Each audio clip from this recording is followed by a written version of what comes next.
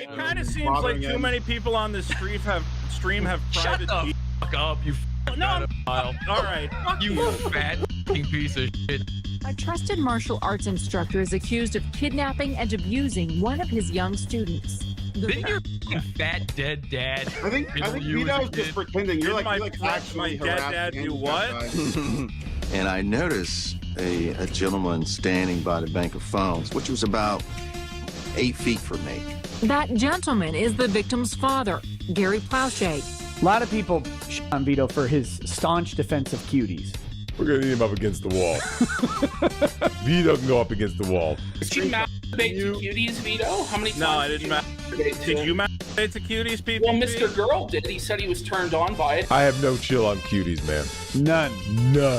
Yeah, Mr. Girl's great. What are you talking about? We didn't know what to do. You just feel helpless. I mean, Vito, you were talking about 12-year-olds earlier, you sick pedophile scum. I don't even know why you're allowed anywhere. Non-offending means that we understand breaking the laws is a no-no. Wait, let me just check that tweet. Let's just check that tweet back again one more time. I'm not a pedophile, you fucking okay. Until you say you're one on Twitter. We.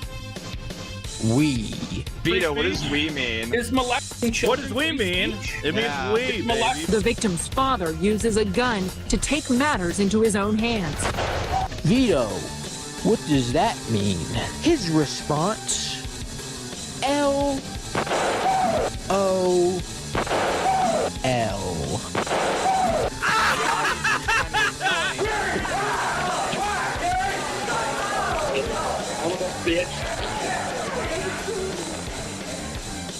When he said we, and I went, yeah, we. Like, can you not read my sentence? That was my response. Like, so you look back at it, you read it again, and you're like, this f***ing idiot. What is he thinking? Yeah, I looked back at it and I'm like, come on, you really think that I immediately, this is my coming out moment that I chose, was this? Vito spends more time talking about kids than anyone I've ever met. What the heck, dude? Jimmy, pull up the tweets. You had 20 tweets, and I know you're trolling, saying how good Cuties is. Is it okay to joke about pedophilia, PPP?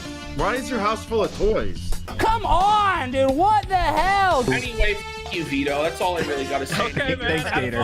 Hail cuties. I'll fuck you. All your nieces and nephews while I'm at it. Have fun. And if that makes me a pedophile, so be it. Everyone wants me to kick Vito. Yeah. The vast majority of people said, what would you do? He deserved what he got. See yourself out, pedophile. See yourself out, pedophile. TPP. All right, Worski, good seeing you. You should kill yourself. Flamenco, I'm gonna go kill. Did you learn anything from this? Just how much I love my children. How about I put a bullet in the back of your head, Vito? Come do it. Come do it. I mean, that would be righteous. Try I it. think that he would deserve it. He looks like a little kid. Bring it on.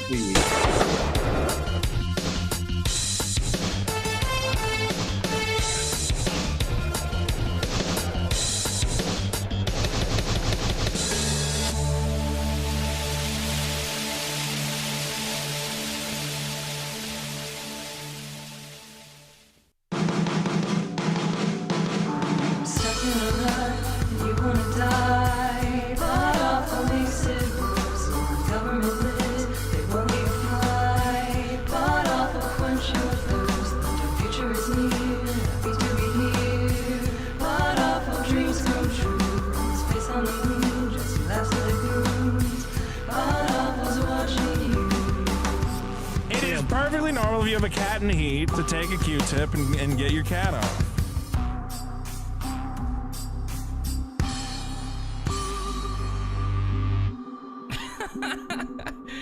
I just saw in that intro there the guest on The Biggest Problem in the Universe with Vito and Dick Masterson. I just saw him. He's horrified. He's absolutely horrified by what Vito said there. Anyway, welcome everybody. This is, happy to be here, by the way. This is Pod Awful.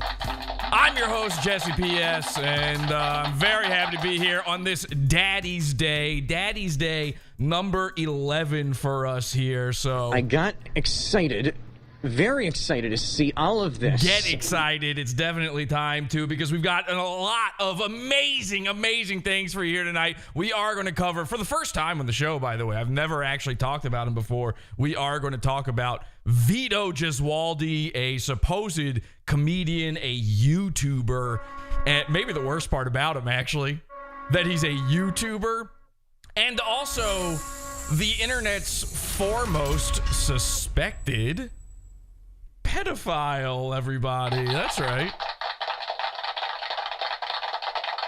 They say he's paranormal. So we're going to cover, we've got Vito, we've got Dick Masterson, we've got Alex Stein, and no joke, supposedly as a guest tonight on the program, we have JODY Plauché, the son of Gary Plauché, okay? The guy in the intro there, you've seen the memes, you've seen the laser eyes, you've seen the kill your local, I can't even say it on YouTube, but we're going to talk to Gary's son, Jody, the victim of this terrible thing that happened, and his hero father. We're going to get the story all about that. I feel like that's a perfect Daddy's Day episode right there. I want to just go ahead and get right into it. I don't want to wait around any longer. So let's go over here to the biggest problem in the universe, and let's explore Vito. I'm going to be honest with you. When I first talked to Vito in that stream you just saw, I didn't know anything about him, really. I was trying to make Andy Worski laugh. Every time I would go on Twisted Mind, he would always talk about putting a B in the back of an H. He would say that to me all the time. So I was just trying to make him laugh. I don't really know Vito that well, but I trust the internet. And I certainly trust everyone else's definition of the word we. So let's hear what they have to say about the paranormal over on Vito's show, The Biggest Problem in the Universe. Now, you may recall that The Biggest Problem in the Universe used to be a show with a guy I know named Maddox. Do you remember Maddox? And then this Dick Masterson character. It turns out the rights to that show were all over the place. Maddox owned half. Dick Masterson owned half. And now Dick Masterson does a Biggest Problem in the Universe show. Technically speaking, Maddox could have been doing one of these too, and he was just like, nah. Which I always thought was stupid. I actually talked to him about this. Anyway, let's just get into it. They now do their show together. They bring in these problems, and let's take a look. Give me an experience, right? Isn't that what I'm supposed to get? It's supposed to be an experience. No. You're supposed to get just a thing. I just want cheaper shit, man. I just want that fucking pizza thing reasonably priced. Made me so upset. That makes no sense. That's a pretty good problem. Thank you. Here's my problem. Pedophiles. Oof. Okay. Now, I know what you're thinking. Wait a second. Didn't we settle this? Done and dusted, right? Dick Masterson in, I think it was 2020, I want to say, became a lolcow. And he mostly became a lolcow because everyone decided he was a pedophile. So, and then everybody said that his and I don't know why this happened, because I don't think Vito was his co-host at the time. Maybe he was, I'm not sure. But at some point, Dick Masterson said to himself, okay, everyone, I like cuties, and everyone doesn't like that. Everyone hates me for liking cuties. So you know what I should do? I should get the guy everybody calls a pedophile as my co-host. It's a pretty big, that's not a bad one. They almost kind of sound like it's not that big of a problem. Dick's kind of got a look on his face like he thinks it's like it's a joke. I think we can agree. I think I hate those guys. Now, these are things that typically you don't say sarcastically. I can't stand them. I personally am not a fan. If I had the choice between being a pedophile and not being a pedophile, yeah, I would choose not. I think that's a brave stance, and I'm right there with you. I've got some stats for you. There's nearly 500,000 registered sex offenders in the U.S.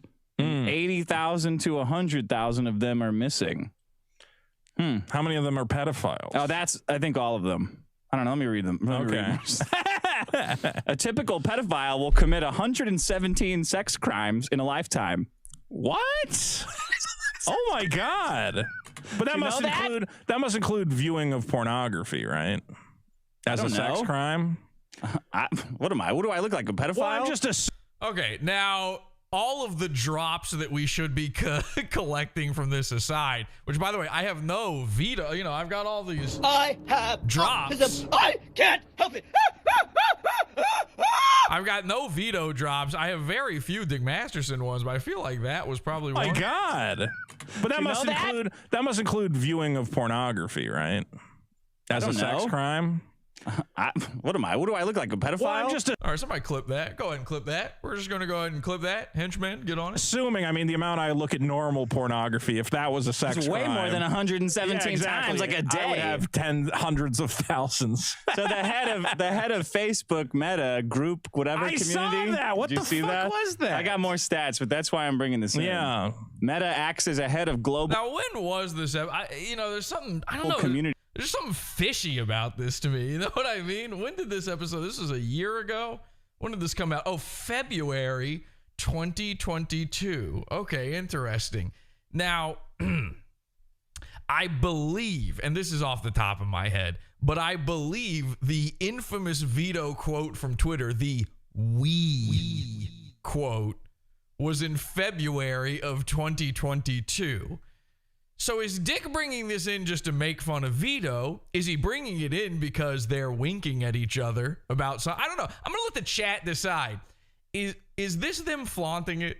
Is this them just, is this essentially when the, the elite cabals, when they put their spiral triangles on stuff? Because remember, the most important part about wanting to fuck a kid is leaving clues behind. It's sort of a Scooby-Doo style crime, fucking children. What you have to do is, for the most part, your average, everyday, your normies out there, they don't understand that these kids are out here getting effed in the A. And for us sleuths, for us conservative, smart sleuths on the internet, the guys who do the research, they open up their Brave browser, they go to DuckDuckGo, and they do the research. For us guys, we can see the clues because these guys, they love leaving clues behind. And you would think, that your local pedo guy, you would think that would be the guy, of course, up the road. There's a guy, he lives up the road. He's a little mousy, a little squirrely, something a little off about him. He walks outside in his underwear, socks pulled up to his kneecaps. Somehow there's a chicken leg, a drumstick just attached to the top of his head. And, he goes out and he peers at all the kids and he's real creepy. You would think that guy is the pedo guy, but no. In fact, it is the people who own a pizza place and leave symbols behind. How can you tell? The clues. Development after he appears on video in an underage sex sting. It's a food mystery. That's right. Yeah. These sex stings are wild because it was sexting. It was a sexting. They didn't put that. It was a sexting sting. They didn't fucking put that in. Oh, that's good. Journalists, man. Yeah. Their brains are fucking broken. They don't put any rhymes in anything. We have rhymes on this show. Yeah. Okay, now rhymes are also a form of clue. We've learned this from Alex Stein. So this isn't looking good. This is actually looking bad. Now, again, when I talked to Vito, I didn't know if he was or what. I don't know. I just take the word of other people for the most part. I trust the Vox Populi out there. I believe that you guys have done your DuckDuckGo research and you know who's touching these kids and who's not. I think it's pretty safe to say. Generally speaking, the best way to determine if someone is the absolute worst type of human being is to leave it up to the angry mobs of the internet. Sex king, sexting. Caught sexting in sexting on Sex King. Yeah. Sex King caught sexting in sex. I don't know if he's a sex king, but he's 13-year-old kid. He probably looks enormous. He said, okay, now these are thoughts. I gotta be honest. That's a thought I would never have as a normal adult man. How big my dong looks in the hands of a child. Me personally, I wouldn't think of something like that. That's me. but I'm not Dick Masterson, who, as we know, is also a furry named Juju the cow and sucks guys off at Burning Man. Now, again, who cares that he's sucking off guys at Burning Man? Forget about that. Who cares that he used a big sparkly purple strap on, got it shoved up in his anus by his ex-girl? Who cares that he's a simp? None of these things matter at all. The only thing that matters is that Dick, the known contrarian on the internet, said he likes cuties. So we need to only pay attention to that forever, because there's nothing much, much funnier and more important to pay attention to when it comes to Dick Masterson.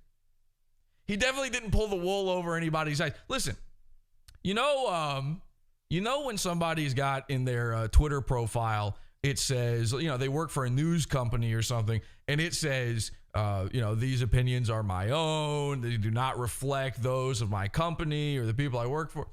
Dick's Twitter bio might as well say, my opinions are not your own. All he does all day is contrarianism. So it's really hard to tell if he's being serious about these things he's talking about or not. But we're focusing on Vito. And he had a 12-inch penis in the logs. How? Audio sync, we do not have. Are we totally out of sync audio-wise? That's awesome. That's something I want to see and hear. That's something I like knowing about. How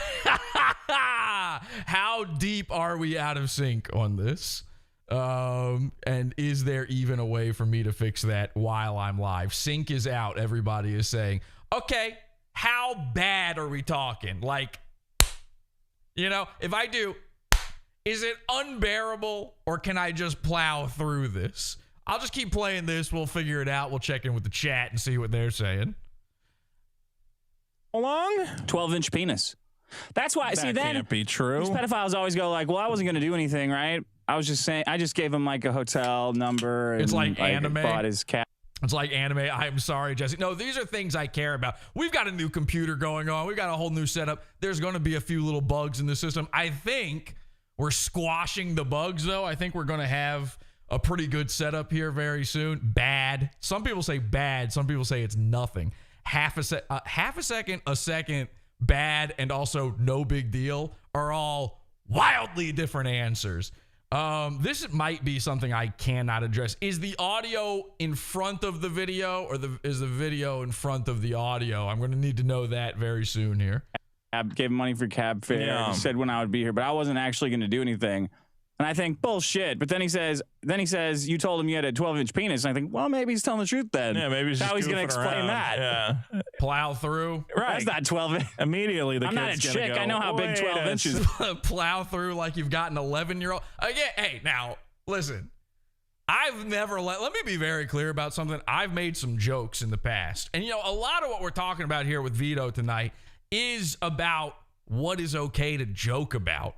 And I want to be very clear. I've made some jokes in the past. I've said some real terrible things, but and this is the most important thing, I've never left a clue. Not once in my life.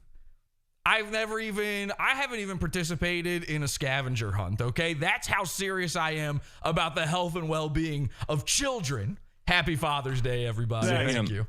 We use protractors in math class. Dick is synced, but you aren't? I was looking at the thing going, ooh, that doesn't look synced. There's no way Dick is synced and I'm not. We're in the same, you're seeing us through the same camera, so that's not possible. Audio in front of video. Okay. I'm going to give this one shot to try to fix this a little bit because we're doing it live. Fuck it. We're doing it live. Now, this might throw off everything else. I don't know. But let's see. Where's my mic? That's this one, right? And then we can do a sync offset. So you said audio is in front of the video. So what if we do this? I'm just going to, I don't know how much. But let's just do that and see if that fixes it. Okay. Now, how are we doing? We'll see. You let me know in the chat and we'll see. All the time. I'm at the specific age where measuring things is a common part of my day. Audio is not synced. Yeah, we know. Yeah, I know. Okay. If you had any clue what I went through to get this show together, you wouldn't be too worried. A sink mystery wouldn't be your biggest. You would be worried about other things right now, okay? I planned out all of these. We've got many guests. We're going to talk to my dad tonight on the program as well, by the way. We've got JODY Plauché on the show. We're going to be calling my good friend Ryan Katsu Rivera as well. We're going to be talking to a lot of people. So I was this close to going, show can't happen. I had to pull some real strings to get this episode out. So this does not shock me. We should have done some more testing, but looks good. It's synced just fine. Solid. There's no way that's true. Add a little more. Someone said, how are you guys seeing it differently? I need to know who in the audience has Mersh eyes and who's normal, all right? I'm not even paying attention to this video. All right, let me know in the chat. Let's forget about the sync, okay? We're going to plow through, all right? Let that sink in. So I need to know in the chat, where do you stand on the Vito question, the VQ? So they busted him. Well, that's not a good way of putting it. Yeah. It does feature. Yeah. Okay. Yeah. Here's what Facebook said. The seriousness of these allegations cannot be overstated. I think they probably could. Yeah, you could go overstate. Well, I think I know what they're trying. It's the end of the world. It's the end of the world. Well, no, but that's why I have a problem with it, because I know what they're trying to say, and I don't like. You don't accept it. I don't accept like that. This hyperbole. It's not possible to. It's not possible to say how. So Dick is against the idea of you saying that having sex with a child is really, really bad. Again, this isn't a Dick episode. We got a lot of goons colliding on this one, but I need a little bit more out of Vito here. You would think Vito, the guy constantly being accused of this, would have a lot of opinions. Actually, that kid, we'd all be dead right now. Well, see, that would be overstating. That's overstating it.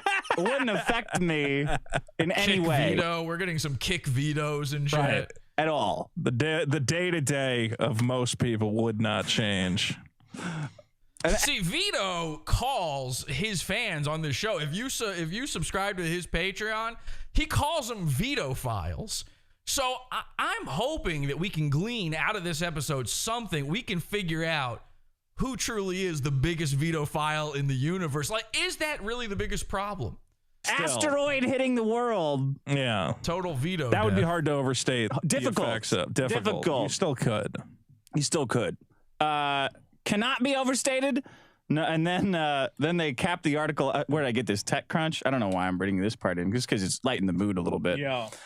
Coincidentally, this is how TechCrunch ends the article. Coincidentally, the company has been trying to refresh its PR offense, starting with naming former UK politician Nick Clegg as their president of global affairs.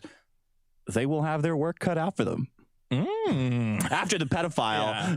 Yeah. Was he the head of community for Meta or whatever? Yeah, that's like the worst. Know. Yeah. That's the worst one for him to be, right? Right, probably. That he's trying to build a community. That's a clue. Oh, we're getting clue. Wait, I missed the clue. Hang on a second. Are you telling me, because listen, I connected all the dots over at the Comet Ping Pong.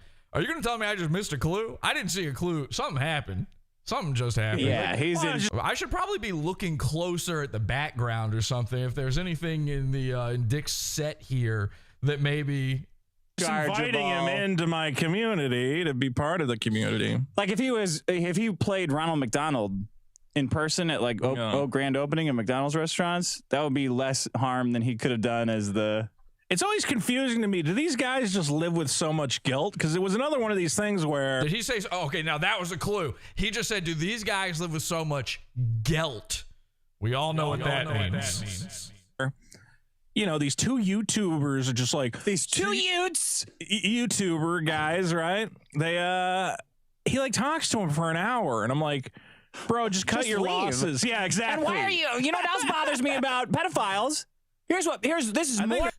You know what else bothers me about? Oh, there's more than one thing? Okay, what?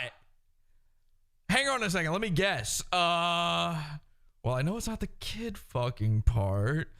More than the rape, what bothers me is that... More than that? Well, okay. Yeah, I remember what Maddox got mad at you for, Dick. So I would assume it's not the R word stuff. they lie. Like, they don't just go like, yeah, what's up? I'm a fucking pedophile. They always have. All right, get your clippers ready. I'm a fucking pedophile. They always have. I'm the fucking devil, dude. I'm coming for you. Who's he doing that? Wait a second. Hang on. Obviously, we're all super focused in on the part where Dick Masterson is upset that pedophiles aren't more out about it. He wants sort of a pride month for pedos, if you will. Now, I think that is all well and good, all obvious and fine. I mean, sure, I can see that.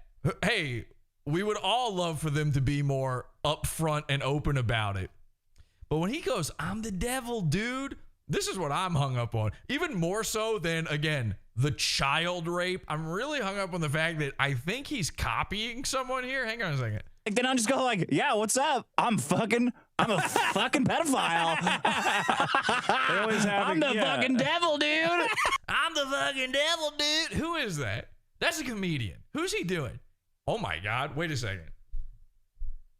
Is he doing Chris D'Elia when he does that? And he doesn't even realize it? This has got to be after the D'Elia stuff. Fucking pedophile. They always have. I'm the fucking devil, dude. Dude. Remember, didn't he do that? Didn't D'Elia do that in his... I mean, really, dude? Didn't he? He's doing D'Elia. Fucking pedophile. And let's keep in mind, Dick Masterson, whatever his proclivities are, okay, whichever spectrum of the timeless, illustrations of the human body he may prefer, wherever he lands when it comes to generational attractiveness, Dick Masterson, more than anything, wants to be part of Hollywood. Oh, really, dude? Really? Dick Masterson wants to be part of that cabal. Now, I don't necessarily mean, that part of it. I just mean he very much wants to be an actor. And I said this back when we stole his Pizza Hut commercial from him in retaliation to the whole Patreon thing. I said, the reason he would hate me more than anything else is that we essentially got him blackballed from Hollywood. Dick Masterson dreams of being a Chris D'Elia type in Hollywood. Again, not that part of Hollywood, not that Chris D'Elia type. He dreams of having those like comedy roles where he's in serious stuff. He's being sort of taken serious sort of as an actor, but he gets to be a little funny. He wants to be on Netflix's You, being the basement pedophile. That is, and I'm not kidding, that is where Dick Masterson aspires to be. Meanwhile, Vito aspires to be a big fat guy who talks about comic books. I don't know. To me, it just doesn't look like Vito is the villain in this one. Oh, really, dude? Oh, and by the way, I know I'm right about Dick wanting to be in Hollywood still, because he actually got a role on a TV show again. He has been on TV again, and he's out there. He's so elegantly, he's so daintily parading it around, showing everybody, oh, look, I'm on the TV. Oh, look, I'm on the TV. Oh, really, dude? Yeah, really. So after all of this, Dick Masterson, millionaire, Barbie's dream mansion, the prom king, he still didn't have what he really wanted. And what he really wanted was to be on the TV.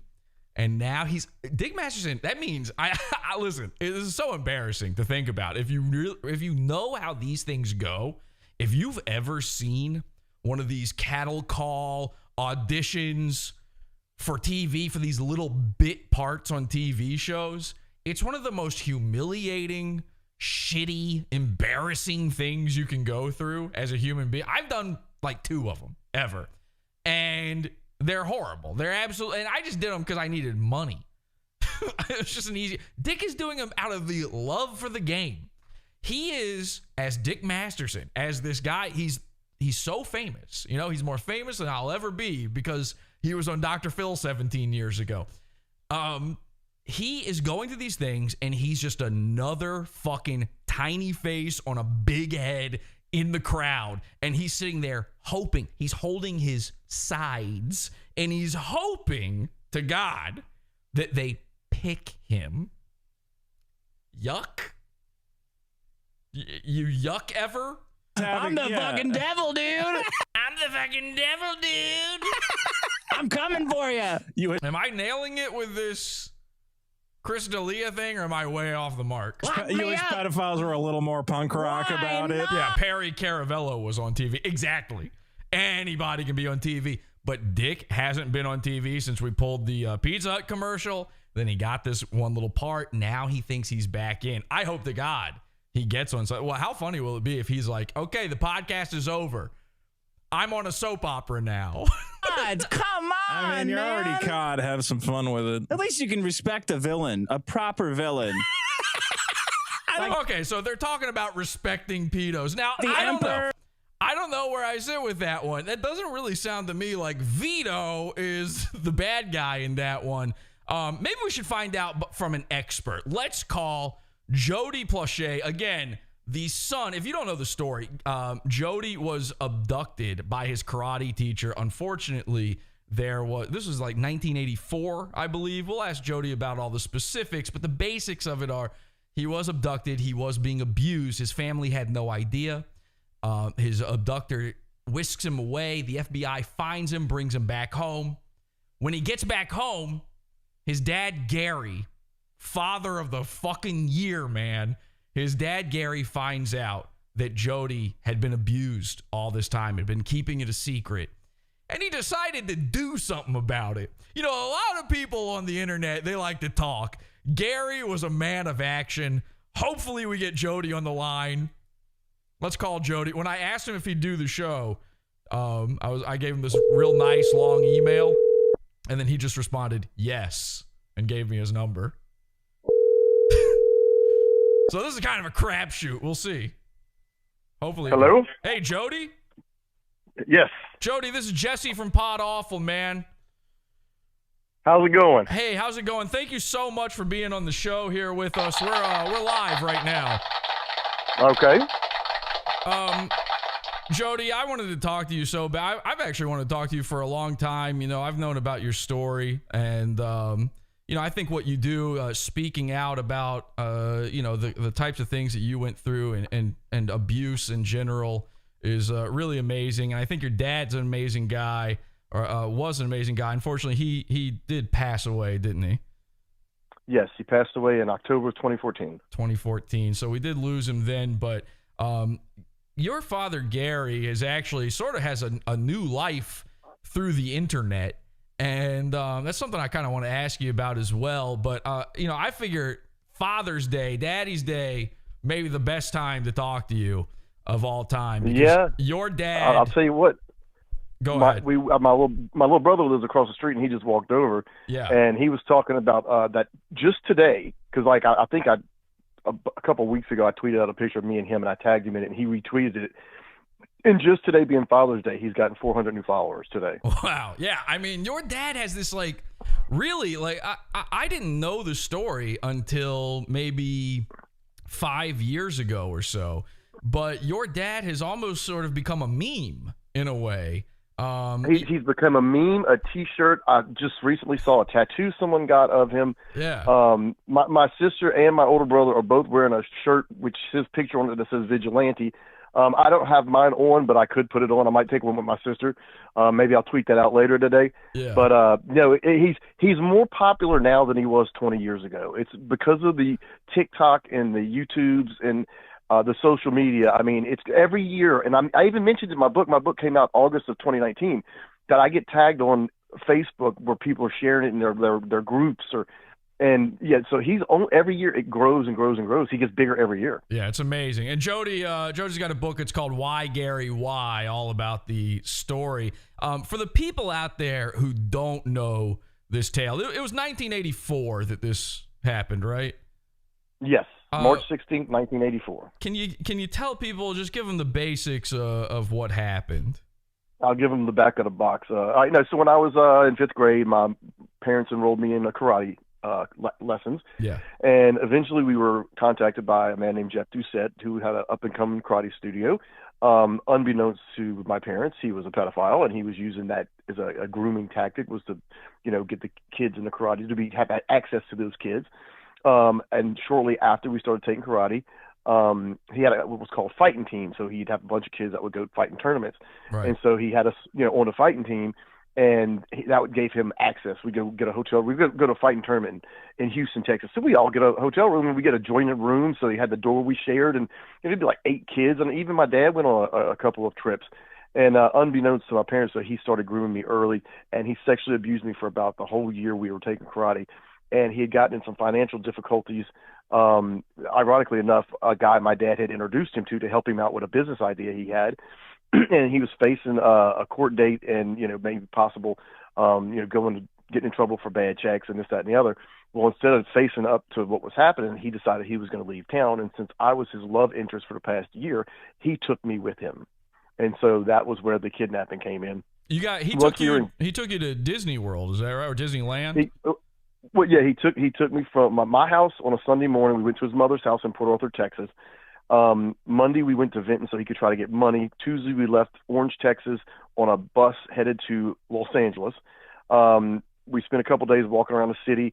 Eventually ended up in Anaheim. We went to Disneyland one day, and then a couple days later he let me call home collect, and they were able to trace the phone call back to the Samoa Motel on 425 West or 435 West Catella in Anaheim. It's now the America's Best Value Inn. It's still there. That hotel's still there. Yeah. And that was the last time I saw Jeff. They took me from Jeff. They took me to the police station. They questioned me. They took me to the hospital. I denied everything. They gave me a rape kit.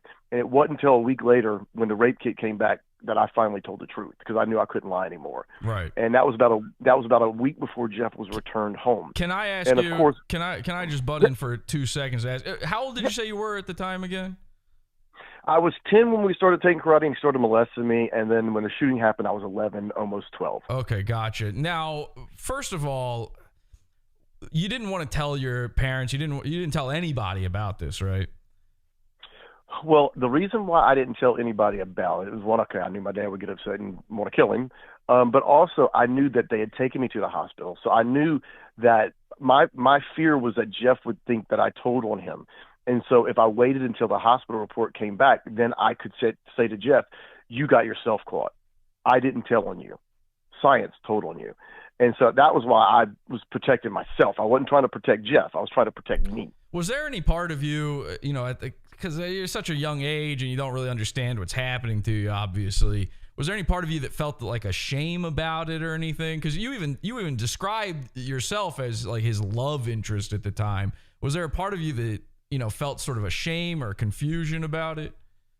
Well, I guess where the shame and the confusion would have came from is the fact that, I was with this man every day for almost a year. I mean, he wasn't my love interest, but I mean, other than, the 20 minutes where he's having, sex with me, then, he was fun to be around. He would take us to the movies. We'd go to arcades. He'd let us stay up late. He'd give us money. Yeah, I was going to ask, was the trip to Disney World or Disneyland fun? Did you actually have fun, or was it like scary the whole time? No. It was. I mean, you got to realize I had known this man. I'd been around him. We'd gone to Astroworld a couple times before. So I mean, it was just like me and him going to Disneyland. Damn. Other than he knew he had me, and that's why he dyed my hair black and shaved his beard off and everything. He knew what he did was wrong. And he was also telling my mother, if you ever want to see Jody alive again, meet me in New York, even though we were in California. He was just saying that to get her off the trail. Right. But when he said, if you ever want to see Jody alive again, that made it aggravated kidnapping, which is mandatory life in prison. Jeff was going to jail for the rest of his life. The same people in the justice system that basically helped my father get the suspended sentence and the probation and community service. So the people who don't know, my dad didn't go to jail. Those would have been the same people that would have made sure Jeff got put in jail for the rest of his life. Right. So I was kind of looking forward to that because, child molesters, they don't have it easy in prison. But I tell people all the time, like, Dad, like, we're all going to die. We're all going to die. Jeff still doesn't know it. So Daddy let him off easy. So if you were to go back in time, other than the fact that everybody thinks Daddy's awesome in T-shirts and tattoos, other than that, if you take that away, because at the time when it happened, we didn't know Daddy was not going to jail, so I would much rather Jeff go to jail for the rest of his life, live that hard life, and eventually die. But you know what Daddy did seems to make a lot of people happy. So when you're listening to Joe Rogan, you can't argue with results. You can't argue with results. I mean, you said they have a hard time in prison, but it seems like they have a pretty hard time in an airport too. Very much so. At least back then in Louisiana back in 1984 they did. Yeah, that one time at least. You said Joe Rogan talked about it? I didn't even realize that. Yeah, and it's funny because I've recently this was like 2 years ago. So I was like, okay, let me look it up because I wanted to, because me and my brother on July 15th are going to see Jim Norton in Austin at Joe Rogan's Mothership Comedy Club. So, gotcha. the hope is that he's there, but he was talking to this guy who was raped when he was 7 by a 17-year-old neighbor. And eventually he ran into him as an adult, and he like literally plotted. He said, I had a plan, I had a gun, and I was going to kill him. And then Joe Rogan was like, there's this video. It's karate teacher, and the guy goes, "Oh, and at Baton Rouge Airport, Louisiana Airport, yeah, I know it." He goes, "I've watched it way too many times. I probably shouldn't have watched it as many times." And so I went back just a couple of days ago, and I went to see what it was, and I don't remember which episode it was. I saved it, but I did find one thing funny. It's at the 2-hour, 38-minute, 38-second mark where they start talking with Joe Rogan brings up my dad. And I make a point in my book that 38 was Jeff's unlucky number because we were in room 38 at the Samoa Hotel when he got caught. Daddy was 38 years old when he shot him with a 38. And for that to be 2:38:38, I was like, that's just a weird coincidence. Wow. Are you let's just take the conversation a little different direction here for a second. Are you like a numbers guy? Are you like a gematria guy? Nope, not at all. Do you see not one bit? Do you ever see any of the clues they leave behind? No. Okay. No. All right. I'm clueless on that, but I will tell you this: I don't have a kid, and it's Father's Day, right? Yeah. So for the last couple of days, everybody's been, "Oh, Happy Father's Day," and I tell them I'm like, I'm a cat dad, and they're like, "Oh, okay, well, And I mean, I must have been told Happy Father's Day 30 times over the last couple of days because I work at my friend's store, and I was checking people out. They have a specialty food store. If you're ever in Baton Rouge area, Chris's Specialty Foods. I mean, we got Wagyu, ribeyes, and fillets. We got the finest choice beef in Baton Rouge. Wow. And so I've been telling everybody, yeah, I'm a cat dad. I'm a cat dad. I'm a cat dad. Well, the funny thing is, I named my cat Lolo Jones after the LSU track, the women's track star who was like an Olympian. Mm-hmm. She's very popular around here. Yeah. So when I left work today, I was stopping off to get some hot sauce because I'm making smoked wings right now. And who walks in front of me as I go to park my car but Lolo Jones. So I jumped out of the car. I'm like, oh, my God, Lolo, I named my cat after you. So, my cat's Lolo Jones. It's Father's Day, and I got to meet the real Lolo. So I thought that was a good karma. Hey, and you got to be on Pod Awful. Am I right, everybody? Come on. That's right. So, that is right. No, I really appreciate you being on the show. Now, again, I interrupted your story, but, I mean, spoilers. Gary shot Jody's abuser, and can you give the people like the basic rundown of how like actually, what I don't know. Okay, go ahead. The one thing I don't know is because there was time between you coming back home, being brought back home, and there was time, and then when Jeff arrived, and how much time was that? I was returned March 1st. Jeff was returned March 16th. So just over 2 weeks. Oh, wow. So 2 weeks. And so in that 2 weeks, your father finds out about the abuse. Yes, a week later, it was my sister's birthday. March 9th is when Mike Bornett with the sheriff's office came over because he had gotten the results from the hospital report. And that's when he sat my parents down and told them the hospital report came back positive. That means Jeff, had been messing with Jody. And my dad, the first thing out of his mouth was, he's a dead man. I'm going to kill him. Okay. And, Mike Barnett didn't think nothing of it other than, that's what most parents would respond to. And so when Mike was going out to get my dad, they weren't telling my dad. My mother knew that Mike was going out to get Jeff, but they wouldn't tell my dad because they were worried about what he would do. And so my mother told Mike, she's like, I'm worried about Gary. And Mike said, look, June, I've been protecting prisoners way longer before Gary decided to be a hitman. You ain't got nothing to worry about. Boy, he was wrong on that one. Yeah, all right, when my dad was younger, he used to work at Channel 2, which is the station that captured the video. He was friends with all the people behind the scenes, and he was on their bowling team. I remember going to bowling night with him and seeing all these people that I'd seen on TV, you know? So I thought that was kind of cool. Well, he was there was a restaurant called the Cotton Club. He was at the Cotton Club bar having lunch. It was a Friday, eating gumbo. And a guy named Bob Shadell, who was the program director at Channel 2, who knew my dad, he said, "Hey, Gary, when are they bringing your boy back?" Talking about Jeff. Right. And Daddy said, "Well, I think he's back already, but but they wouldn't tell me one way or the other." And Bob's like, "I'll find out for you." So he got up, went to the payphone, called the TV station, and so he'll be in at like 9:08 on flight 595 from Dallas. And so he told him that information. The story is that, my dad's official narrative was he had overheard, but no, the guy told my dad, and so Bob Shadell immediately got fired. Did Bob Shadell think my father was going to go to the airport and shoot him? No. Do I think Bob Shadell thought my dad might go to the airport and create a scene? 100%. So they got more than what they bargained for. Right. Yeah. One of the interesting. My question was going to be, but I think it's pretty well answered here. Is like how, what was the amount of time where he formulated like, okay, I got to kill this guy? And it sounds like it was pretty much the instant he found out about this.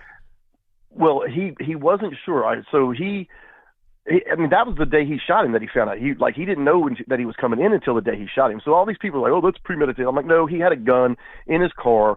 It was his weekend at Havas. So we have a camp on a lake, basically about 45 minutes from Baton Rouge, called False River. And he made it out to False River. But when he got to the convenience store, I guess probably to pick up a beer, he called his best friend and he's like, "You know what, I'm going to the airport." So he went out to the airport. His best friend's trying to get in touch with the police saying, "Look, my friend's at the airport with a gun. He's trying to kill this prisoner."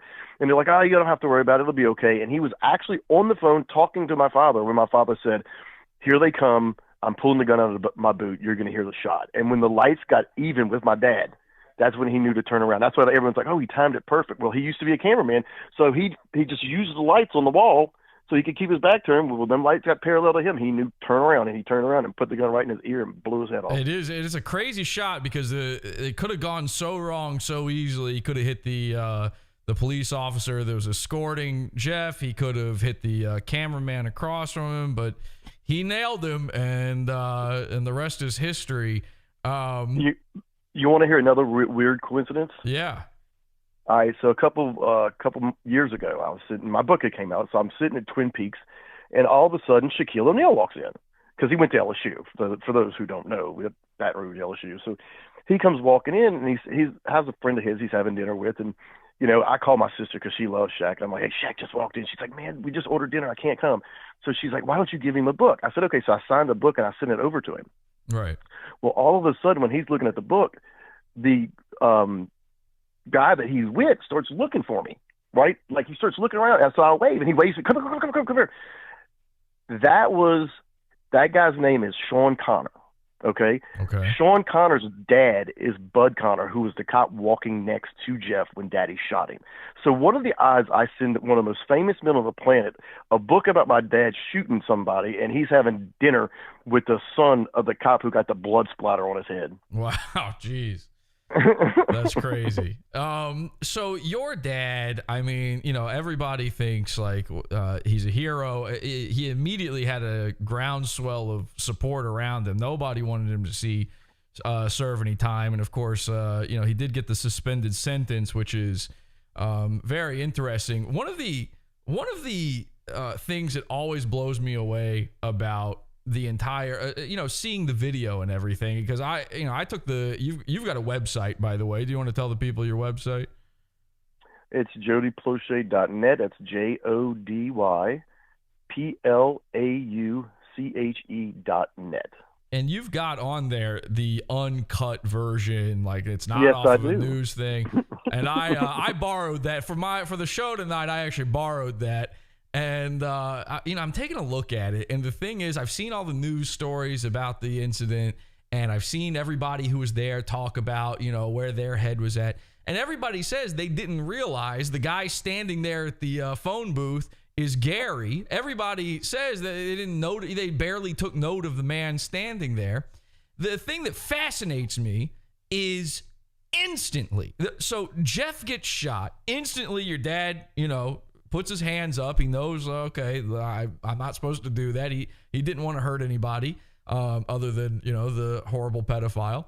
And the fascinating thing to me is whoever the man is that runs at him first, Mike Burnett, he instantly knows it's your dad. He instantly says, Gary, that's the famous Gary. Why, Gary?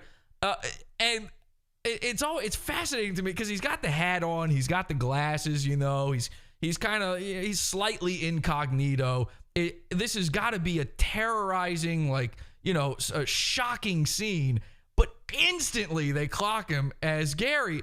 Is there, listen, I'm no conspiracy theorist here or anything. Is there any chance at all that somebody at that airport that day realized that was your dad and went, let's see where this goes? No, if you go back, all right, so let me tell you what happened. So they got the news camera there, right? So Ed Bugs, you can't see him. I can see him because I know where to look. He's by the metal detectors way, like when they first come around the corner. Yeah. Okay, if you watch at the very beginning of that video, when they turn that video, Mike Burnett is looking behind the camera because they had like 20, 25 people had gathered by, to see what's the news here for. Okay, we want to see what's going on. Is it going to be like a celebrity? And Mike said he walked around the corner. He was looking back behind her. He's kind of blinded by the lights. He said, but he said he waved him on. He turned around and he said, I was thinking to myself, these people are wanting to see who this is, thinking it's like some big movie star. And he's like, it's nothing but two drunks and a pedophile. And he said, right when that thought went through his head, that's when that gun went off. He said he turned around, and that's what he immediately knew. He's the one that told my mother and dad that the hospital report came back positive. He was the one that was staying at the house, listening to the phone conversation. So he knew. Now, he also went to middle school and high school with my dad. So they weren't great. They weren't great friends, but they'd run into each other around town and say, hey, and my dad would go call my mom, hey, look what I ran into. So as soon as he turned around and saw Daddy, he wasn't asking, why did you shoot him? Because Mike is the one who told Daddy what Jeff had done to me. Right. He was asking Gary, why, Gary, you have 4 children and a wife at home. Right. Why did you, put yourself in a situation to go to jail for 25 years? That's why he was asking, why would you do that? Definitely. Now, I want to ask you this, and part of the reason I had you on the show is we live in this insane age now. Obviously what happened then, the 80s, these things have always been going on for all of human history, and people just sort of keep quiet about it. And now we live in a time where people are calling out child abuse, pedophilia, sexual abuse, that kind of stuff more and more than ever before, including in the top levels of society in crazy places that many people never thought were ever even possible. As a survivor of something like this, having watched what your dad has become in this sort of meme that's happened, in the time since his death, what do you think of this, this cultural shift toward maybe being even a little too cautious when it comes to calling everybody out as a pedophile? Do you know what I mean by that? I'm glad that there's a greater awareness, and that, but it's still something that needs more, I guess, education and talking about, because I still know, 14-year-old girls who are getting raped because they went to a party and drank and passed out. So, I don't think it can be talked about enough. So, but I will say this. I know a lot of people, watch my dad and say, I'd have done that too if it was my kid. If you read my book, you'll see how that's probably not the best thing to say around your children. And also, it's better for a parent to be with your child, because Ellie Nessler did a similar situation, killed the guy who had molested her son, and she ended up going to jail, and now he's in jail for the rest of his life. So it was more important for that kid to have his mom around than it was for her to get revenge. So before you think about what my dad did, or, before you're inspired by what my dad did, think about being there for your child. That's the most important thing. And I can understand why anybody would want to do that, but, getting revenge is not as good as being there. So to the people out there listening to this, if something like this happened to a loved one of theirs, you would not recommend they put a B to the back of the guy's H. I I wouldn't do it in front of a camera, put it that way. Yeah, you know what? That is, I will say, as cool as I do think what your dad did was, real fuck up doing it directly in front of the camera. I mean, actually, he did it already. So I'm telling you, don't do it again because it's already been done. Well, no, true. I mean, actually, that was part of what helped get him off because the judge, and I think it was an A&E back in '92 or '93. The judge said, when you look at, he goes, we don't have temporary insanity in Louisiana. We have what's called specific intent, and he goes, people who are sane don't go around shooting people 5 feet from a television camera. That right there alone shows that my dad wasn't in his right mind. Gotcha. What do you think about Pizzagate? It's so tough because do I think that's real or not? I mean, I don't know if it's as real as it's been blown up to be, but it's definitely something that could be a possibility. You know what I'm saying? So I don't discount it, but I'm not all in on it either. Gotcha. What do you think of? Listen, people really throw this pedophile term out a lot at people, like to the point where you just don't. You know how in the like 10, 20 years ago on the internet, people got into an argument. Inevitably, one guy called the other guy Hitler. Every argument would boil down to call him Hitler. It seems like now, every time people get mad or don't like someone on the internet, it boils down to calling the other guy a pedophile. Do you think, is that a bad thing? Is that sort of take away from the real victims out there? I've never thought of it that way, but I mean, it's gotten to the point that's pretty much the only thing you can call somebody and get away with. Well, that's true. You know what I'm saying? You can't call them nothing else.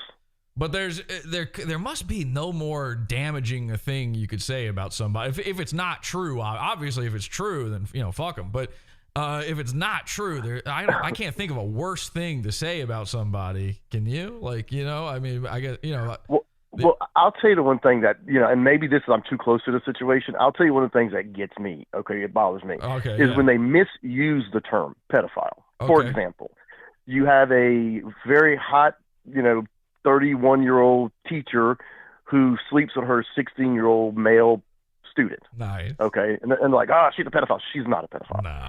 She's what's known as a hebephile. Okay. To put things in the concept, pedophiles prepubescent. They don't want any pubic hair, no maturity, no periods, no, being able to ejaculate. They don't want that. They want a child and that's why between boys and girls, at that age, they really don't. You give them the same haircut, you can't tell the difference from them. Yeah. Okay, so a pedophile likes that. A hebephile likes developed, which is let's say normally 13 to 16 or 12 to 15. That's what R. Kelly was. Right. R. Kelly, he liked that particular age group. He liked mature, but not too mature.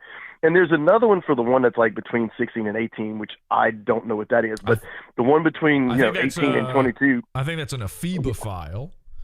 Yeah. Yeah. So, I mean, if you want to say something if some grown man has sex with a 14-year-old like R. Kelly, they go, oh, he's a pedophile. Nope, hebephile. And for whatever reason, that's just one of the things that bothers me. Gotcha. Yeah, I can see that, especially for, in your shoes. I just, I don't know. There's something about it to me that it's we all know what people mean when they say pedophile. It's I think they're just using it colloquially, but I definitely see your point on that it's completely but you bring up an interesting thing at a certain age. If a kid's hairless, basically, you can't tell them apart. It does make me wonder. For instance, in your case, right, Jeff, do you think did he have a specific proclivity toward boys, or would it? Yes. It was. So would that make him gay, or is it a different thing? You know what? I don't feel qualified to answer that. I know that, Norm Macdonald used to do the Saturday Night Live joke talking about Michael Jackson being a homosexual pedophile. Right. So I don't know if there is, I mean, clearly, maybe the term would be same-sex pedophile. You know what I'm saying? I don't know what the correct term is, but I mean, it's because I don't think being a homosexual and liking grown-ups is different than being a pedophile. But I think the right term would be homosexual pedophile because he likes the same-sex children. Now, and I'll say this, and I just have to say this, Jody, don't mind me on this, but when it comes to Michael Jackson, I always say Michael Jackson actually was not a pedophile. Okay, he was not. He was never found guilty of any crimes. There is actually not very good evidence for it at all. He was just a 50-year-old man who built an amusement park in his yard to groom kids, lure them in, give them alcohol, and sleep in his bedroom with him. Nothing creepy. So that's well, I'm kind of torn with Michael Jackson because like everybody, I grew up listening to his music. I mean, I went to both 30th anniversary concerts at Madison Square Garden. I was in New York City on September 11th, that Tuesday morning. I left at 3:30 that morning because we'd just gone to the Michael Jackson concert. Right. So but then again, Michael, you're not going to tell me he made it through without anyone messing with him. So I think that since his age was stunted at about 13 years old, 12 years old, I had a little part in my book that kind of defended Michael a little bit. But Jim Clemente, who was he was set to testify at Michael Jackson's trial against him. He was an FBI profiler who worked in sex crimes and pedophiles. And I actually sent him a copy of my book before it was published, and he actually made some changes. And he specifically said I would take that out about Michael Jackson. He was like, and he told me that he believed that Michael was a pedophile, and he got cancer, and so he wasn't able to testify. And Jim's very, very knowledgeable. He's very he's very good. And I think it may have been a little different ball game if Jim had the opportunity to testify against Michael. Yeah. Do you still practice karate? No, I haven't taken karate since the day he took me to California. Okay, gotcha. Yeah, I mean, because it might be useful. Do you mind if we've got a chat room here because we're live? Do you mind if we just ask a few questions from the chat? No, go ahead. All right, I'm just gonna. I've got a list of them here in the chat, and I'm just gonna read them randomly. Maybe some of them might be stupid, but forgive me. Let's see. This guy has a great face for radio. Well, how do you know? You can't see he's not on here. Let's see. This guy remembers all sorts of numbers. Someone says, yeah, you do have sort of an AU Gold thing for numbers. You got a real specific memory for some stuff. Not really a question, more of a comment, really. Let's see what else here. I know there was questions in here, but now it's pretty far back. It just moves so quickly. Yeah, it's moved back real quick. Did he get molested into being well, no, obviously that's not the case. Somebody want to know if well, you know what? I have to do a little bit more research than that, and I do have a book on my desk called Vandalized Love Maps by John Money. And I've looked into it years ago, but I need to look into it again because I did see a statistic recently where the John Money, the doctor John Money? Yes, Dr. John Money. Okay. And so he had a book, Johns Hopkins, called Vandalized Love Maps. And I think there is evidence to support that if you were, sexually abused at a young age, like let's say 7 or 8, that does impact on, because I think there's why should I wrote it down? I think that there's a disproportionate homosexuals or been victimized. Yeah, so it is. You're right. Yes. And so I think that, it might somehow basically scramble that network up somehow. So that's something I need to do more research in, but I will say this because a lot of people want to know, my whole life, because I'm 51 years old, I'm single, no kids. Right. And so they're like, are you gay? Are you gay? No, I'm not. I wasn't gay before I knew Jeff. I'm not gay after I met Jeff. I mean, I was one of those kids that, 6 years old who had that Farrah Fawcett poster that I would stare at. I mean, and if you look at my girlfriends or some of the girls that I've dated or gone out with, I mean, they all kind of look like that Farrah Fawcett look. I mean, that's clearly my love map. See, Vandalized Love Map, that's my love map. My love map is that old Farrah Fawcett or Tiger Woods' ex-wife. They hit him over the head with the golf club. That's kind of like my type. And another thing, someone goes, well, are you dating him? I'm like, I'm not dating anyone either. And they're like, why? And I'm like, because I'm broke and I live at home with my mother. I mean, yeah, somebody did say, they said, I'd like to know why you didn't have kids. Do you still want to be a father at all? Never wanted to be a father. Now, is that because of what happened to me? Probably. Yeah, I could see that. Yep, definitely. I mean, did you hear the news story about the kid in the Bahamas who on like the dinner cruise jumped off and disappeared? Mm-hmm. Yep. Okay, well, I went to high school with his dad and uncle and cousin, and just the pain that they have to be going through right now has got to be terrible. And I don't ever want to feel that. So that's part of the reason why I don't want kids. Somebody wants to know, did the pedophile's family try and sue your family in any way? That's an interesting question. They did, and our homeowners I think settled for $100,000. Okay.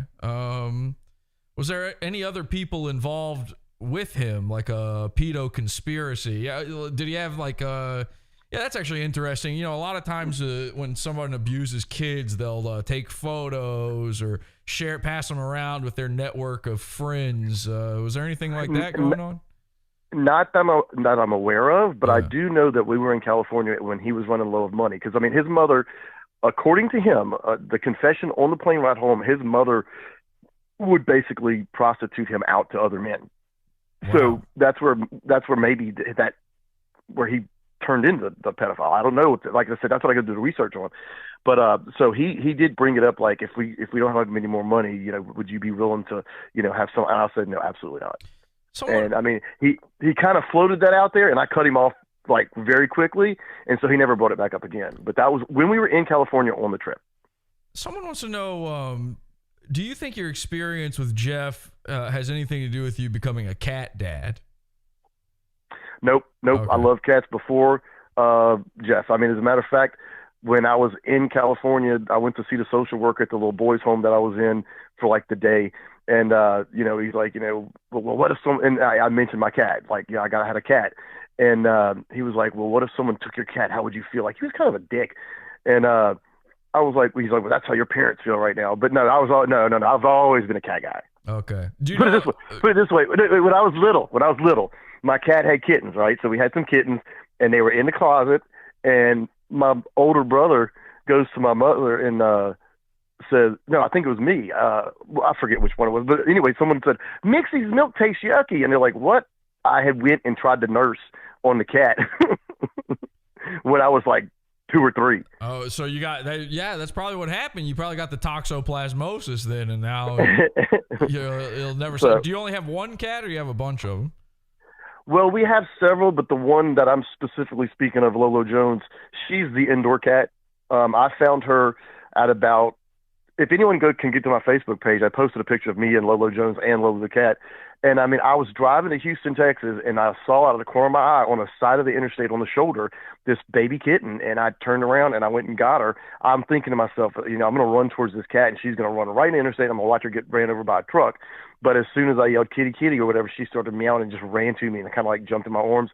And she rode with me to Houston. She stayed the night with me at the hotel, and she's been here ever since. And she follows me around like a dog. If I'm cooking, she'll sit in the basket and watch me cook in the kitchen.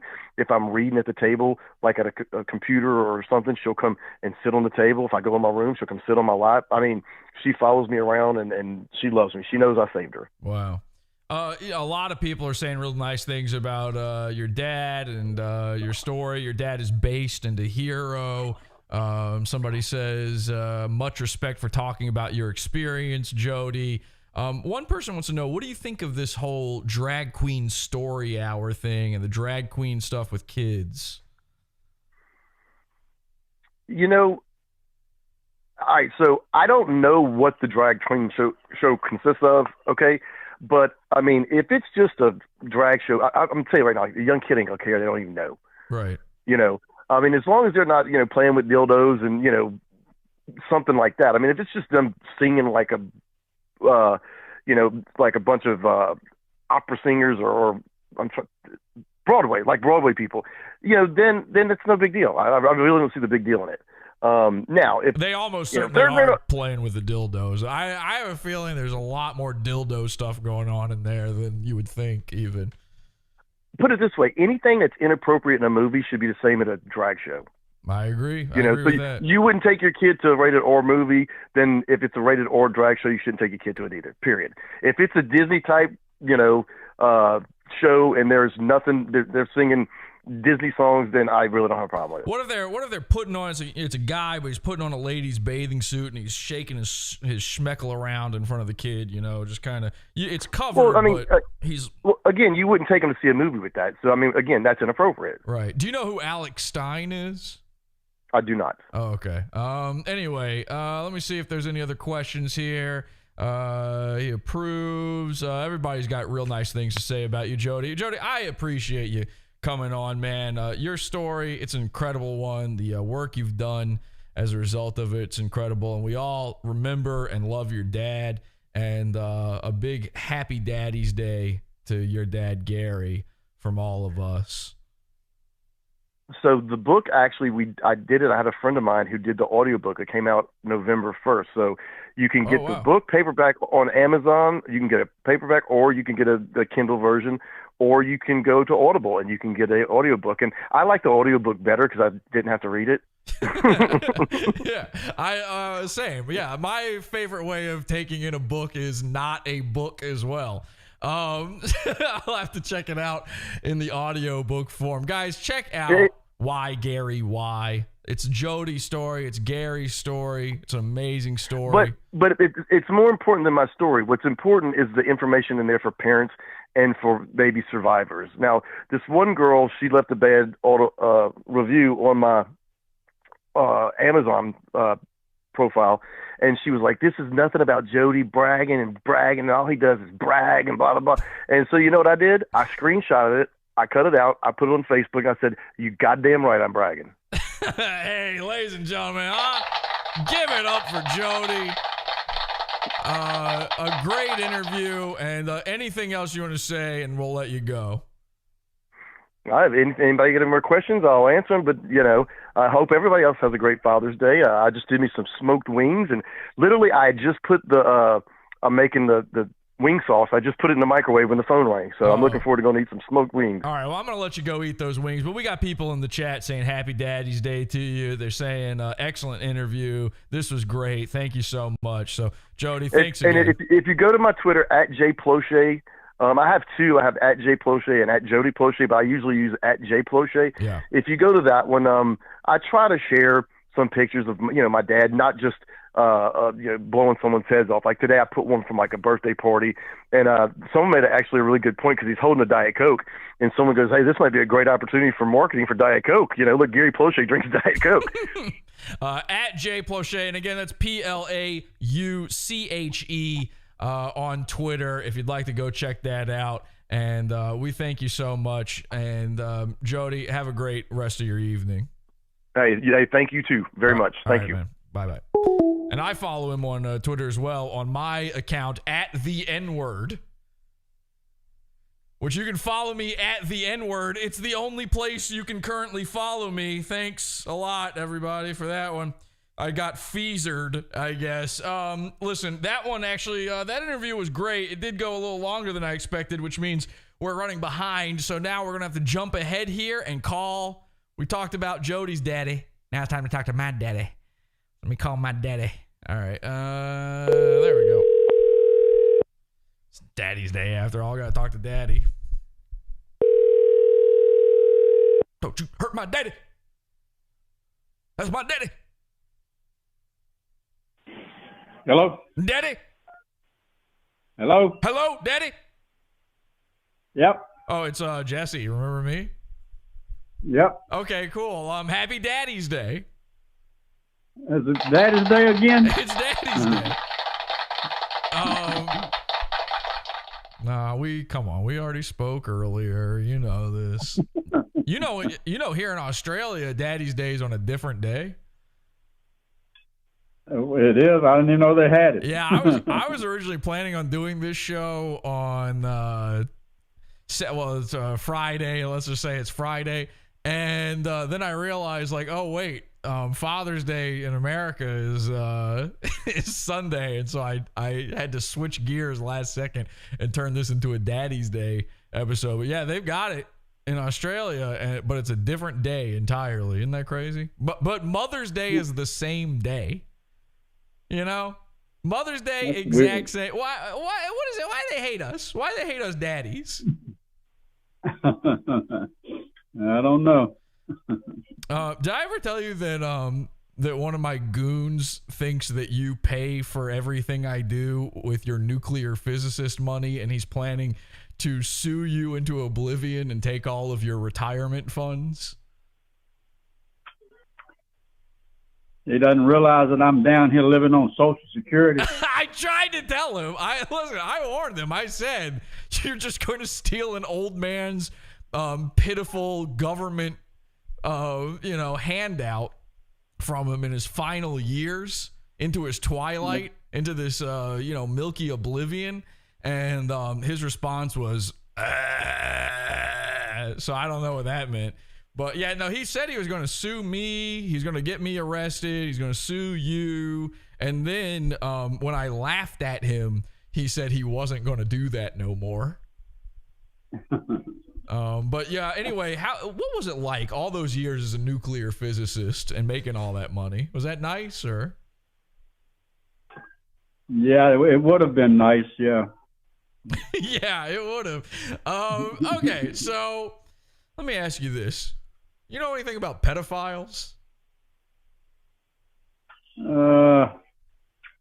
I don't know any. Okay. Well, yeah, I do. Yeah, actually, I do know one. Somewhat. Okay, well, maybe. All right. Do we want to? We're live. Are you sure you want to say that, or? Well, everybody knows him. Well, he's your good friend? No, Slick Willie. Okay, come on. This is. I feel like everybody.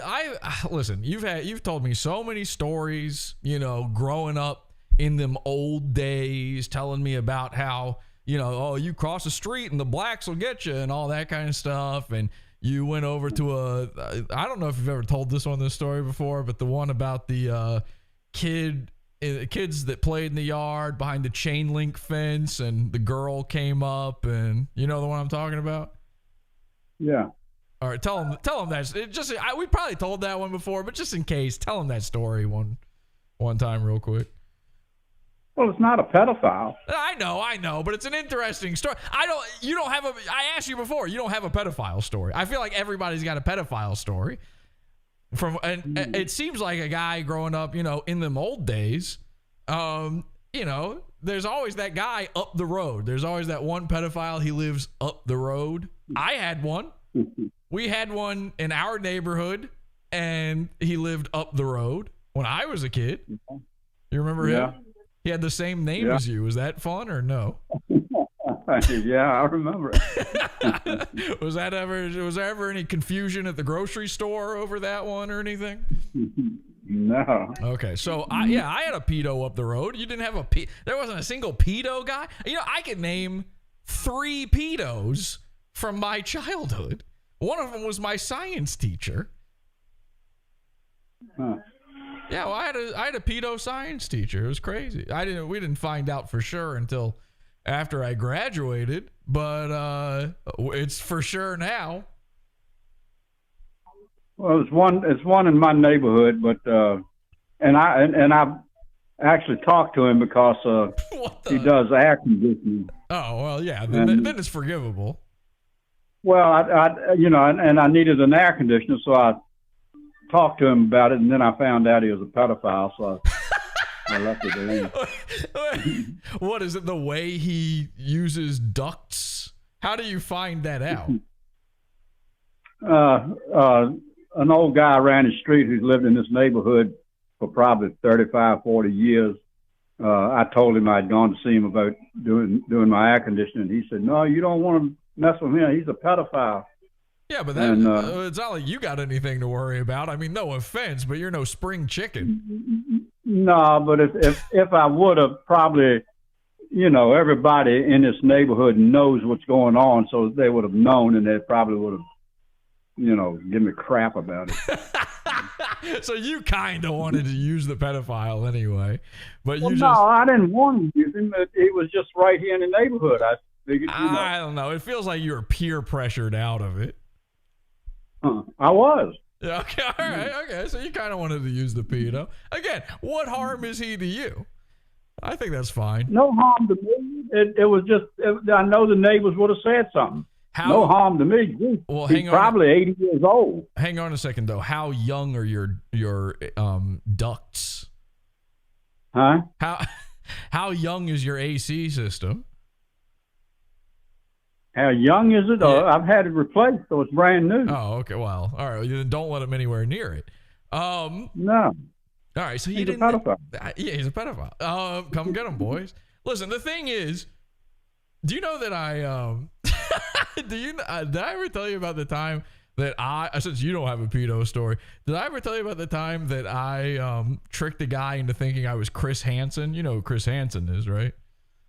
Yeah. Okay, so the Catch a Predator guy. I tricked this guy, this college student, who thought he was talking to a 16-year-old girl on a dating site, and instead it was me. And I tricked him into thinking I was Chris Hansen and busting him over the phone. and we got him to empty where he was sitting. He was outside of his work on the college campus. And we got him to empty his pockets of all of his belongings and lay down flat on his face on the pavement with the phone next to his head. And I just kept saying to him, listen, I'm Chris Hansen. You're going to want to follow what I say here. And he was like, what do I have to do? Are they going to arrest me? And, in the show, Chris Hansen always goes, that's not up for me to decide. That's for someone else to determine. I'm just doing an investigation. So I just kept saying that. I was like, that's not for me to decide. I have no idea if you're going to be arrested. So that you wouldn't think I was a cop or nothing. And then, we made him yell out. Again, he's laying down with his face on the pavement, and we made him yell out, here's the pedophile. Come get him, boys. And he did it. And he's right in front of his job. They can see him. And then at the end, we told him that we're not really, he was like really upset with me that I was not catching him and busting him as a pedophile. I was like, you don't get to be upset. You're a pedophile. That's crazy. I never told you about that. I think you did. You didn't have no video of it. I die. I would kill. I would Gary Plauché kill for video of it. But no, it was literally, we just called him on the phone. There's no way to have a video of it. You didn't get to see it. You did it all on the phone. I mean, you could hear that he was really doing it, and he was scared out of his mind. This was like this guy was like I don't know, 20 or something. He was an Asian guy, and one of the funniest parts actually was that we convinced him that we knew everything about him, because I said, well, your parents have actually been helping us with this investigation. He's like, my parents? And I was like, yeah. He's like, and I know their names. I know, we're in full contact with them. And then he told me his parents' names. I didn't know his parents' name. He said it, and then I just said it back to him, and he thought I knew it somehow. So that once I had said that, he was doing anything we told him to do. It's a great episode, man. That's a good one. Okay, Stupid 2 for the people out there listening, if you want to see that one. But that'd be come get 'em boys became a catchphrase on the show as a result of that. But I feel like as a result of I've busted pedophiles on the show a bunch of times, Dad. I don't know if you know about that. Like, we sent this one pedo to prison twice now. Same guy went to prison twice. And I busted a guy who was driving an ice cream truck outside of a school in Brooklyn. He was trying to pick up teenagers, and I got him on camera and got him fired from his ice cream truck job. And there was a time where there was this explosion of content on YouTube of guys doing these busts and stuff. And I kind of did it as like a joke. I mean, it's not a joke what they're doing, but I kind of did it as like just isn't this a fun sort of thing to do for content? And then with the catchphrase that swept the nation, come get 'em boys, and all of this kind of stuff, I started to worry, and I'm worrying now that maybe we as a society have gone a little too far with this. Like, now everybody's accused of being a pedophile all the time if you just don't like a guy. What do you think about that? Like, is it too dangerous a thing to just be constantly calling everybody a pedophile? Or is it just so likely that anyone might be a pedophile that you might as well just throw that dart and see what you hit? Well, every neighborhood has got them in it, so you know. Yeah. Well, but yours apparently didn't growing up. You don't have a pedo story. Well, back then you wouldn't have known. I mean, everybody stayed in the closets and all that kind of crap. Well, are you saying they're all gay guys? Oh, I'm sure they were, but they stayed in the closet, thank goodness. Thank goodness. Thank goodness for that. Yeah, you don't want to end up in a closet with one of them, that's for sure. Yeah, there's this guy, Vito, and he's like this, comedian, I guess. He's a YouTuber guy, and everybody's calling him a pedo, and it's because he very poorly worded a few tweets. And then, and I meant to ask, we were just talking to this guy on the show a minute ago, Dad, JODY Plauché. I told you about him earlier, where, he very famously was abducted and molested and stuff. And I meant to ask him this, but I forgot. Are we in this world where there is, the distinct possibility that Hillary Clinton is behind a worldwide pedophile ring where they are drinking the adrenalized blood of children to stay forever young somehow, even though she looks like a melted grandma? Is it too much nowadays, knowing what we know about things like Epstein Island and stuff like that? Is it too much to make pedophile jokes? I don't think so. Now, hang on a second. Just to be clear, I don't mean jokes about pedophiles. I mean jokes as if you are one, because that's what this guy Vito is always doing. He's like, anytime he gets backed into a corner, he instantly is like, oh yeah, I molested that girl. That's his that's his comeback, which isn't the greatest. I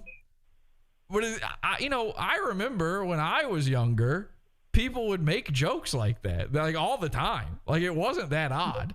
Or even just laugh at a kid because you're pretty sure he was molested. Did you at least know any kids growing up that you laughed at for being touched? Oh, yeah. Okay. Oh, yeah. Okay. Now we're talking. All right. Okay. Now tell the folks at home the story, the chain link fence story. Oh, geez. Come on. You can either tell them that, or you can tell them the one about the African tribe names. About the what? The African tribe names. I know. I just figured out the other day that when you and Uncle Jerry would tell that joke, that it was you would say there was Indian tribes, but now I realize that you were trying to hide the fact that you were talking about black people and it was Africans. That was more him than me. I wish you'd have let me know that.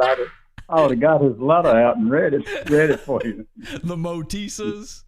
That's the only one. I can never tell that joke because the only one I ever remember is there was the Hodidos and the Motisas. I remember those two. But all right, anyway, tell them the chain link fence story. It's a great one.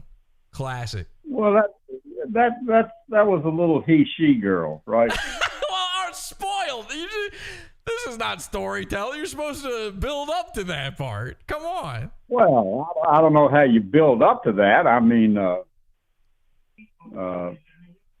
it was a weird family. Of course, every family was weird back then, but it was a weird family that lived in the middle of that block. The mom and dad were actually really old to have two really little kids like this, or young kids like this. Mm-hmm. But we didn't think anything about it back then. But thinking back now, they were extremely old to have such young kids. But They lived in the middle of the block.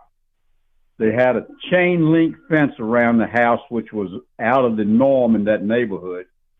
And these two little kids were never allowed out of that chain link fence.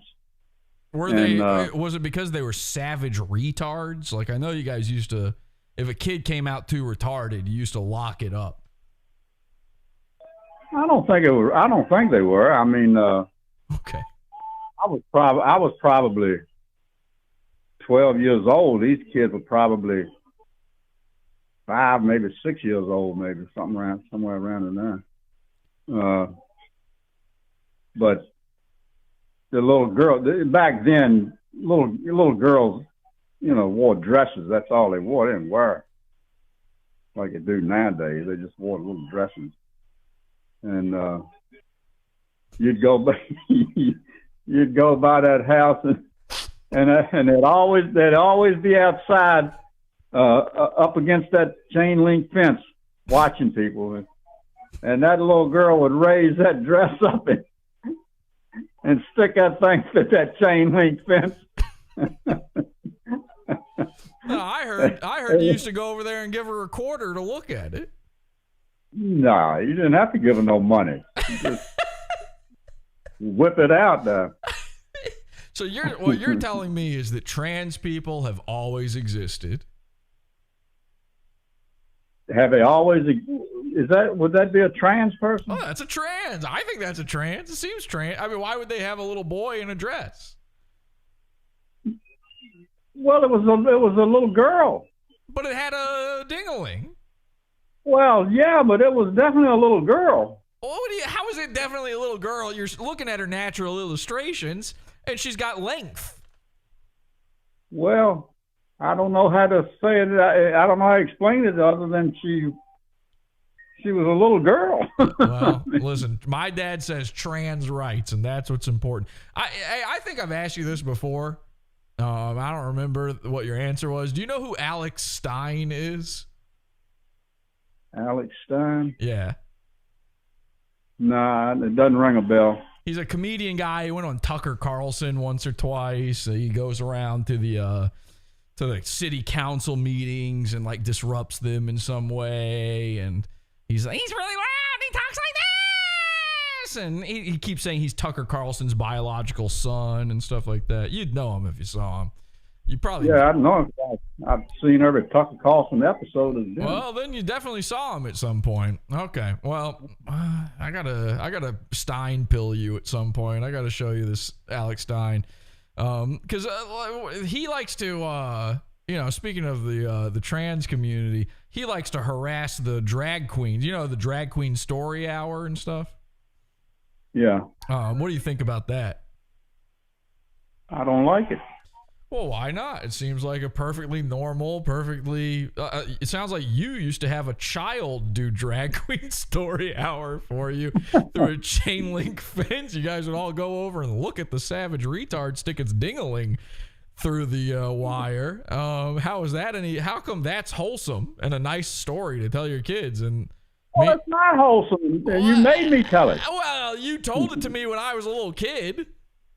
Well, that's different. It was a different time.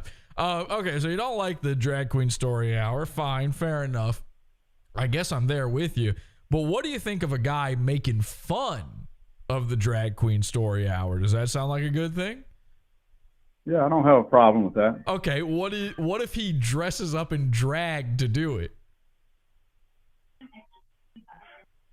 But he's doing it as a comedy thing, right? But he's doing it in front of children. Oh, no, I don't like it. Okay, just checking. All right, very good.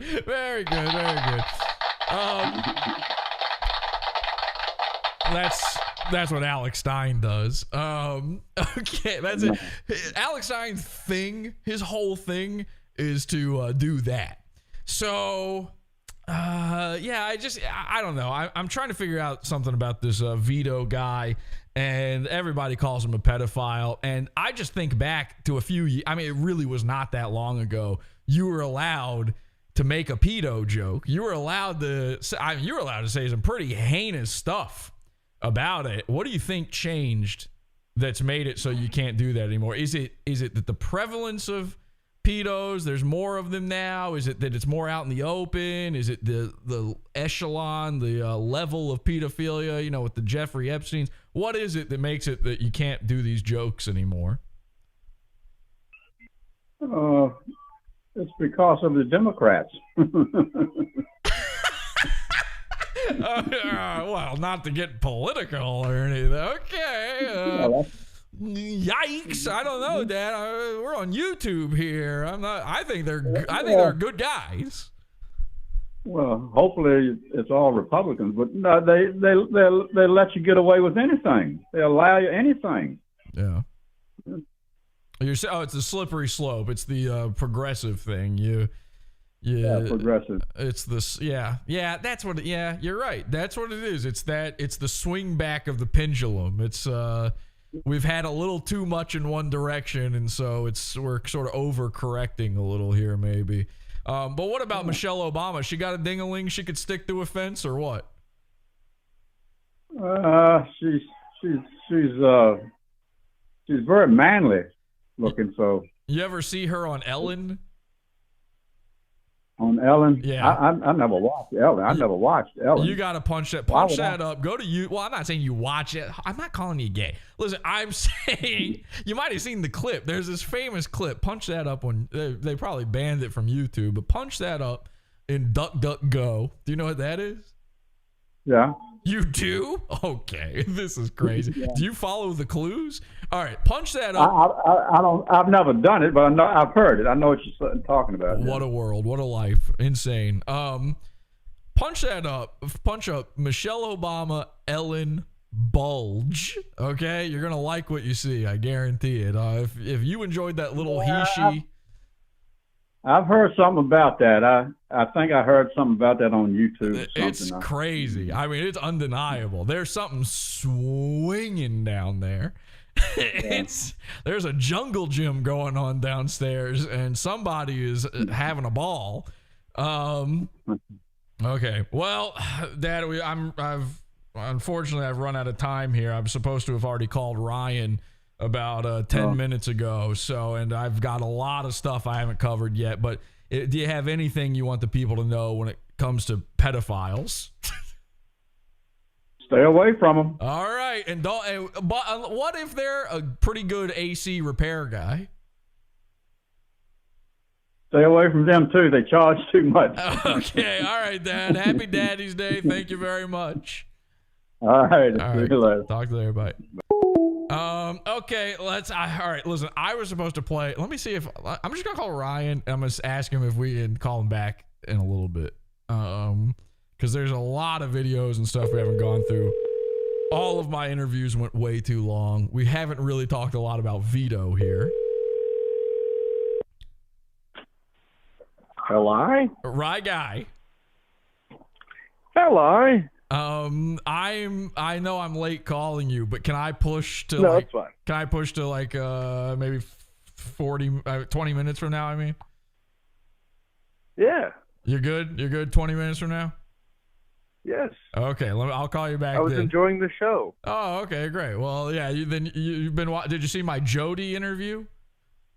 I did, yeah. Did you see my daddy interview? I did. Okay, well, unfortunately, they made this go too long, so I got to cover some stuff. Then I'll come back to you, okay? Sounds goody. All Bye. right, I love you. You too. Bye. Oh, my gosh. That made my heart flutter. Okay, he somehow managed to hang up on me twice. Okay, what's next here then? Let's go back to Vito. We've gotten the opinions of some experts on Vito. This is one that you just have to see. This is one I don't even know how to explain what's going on here. I watched this and I couldn't believe my eyes. Ladies and gentlemen, I think it's time to go to the big board.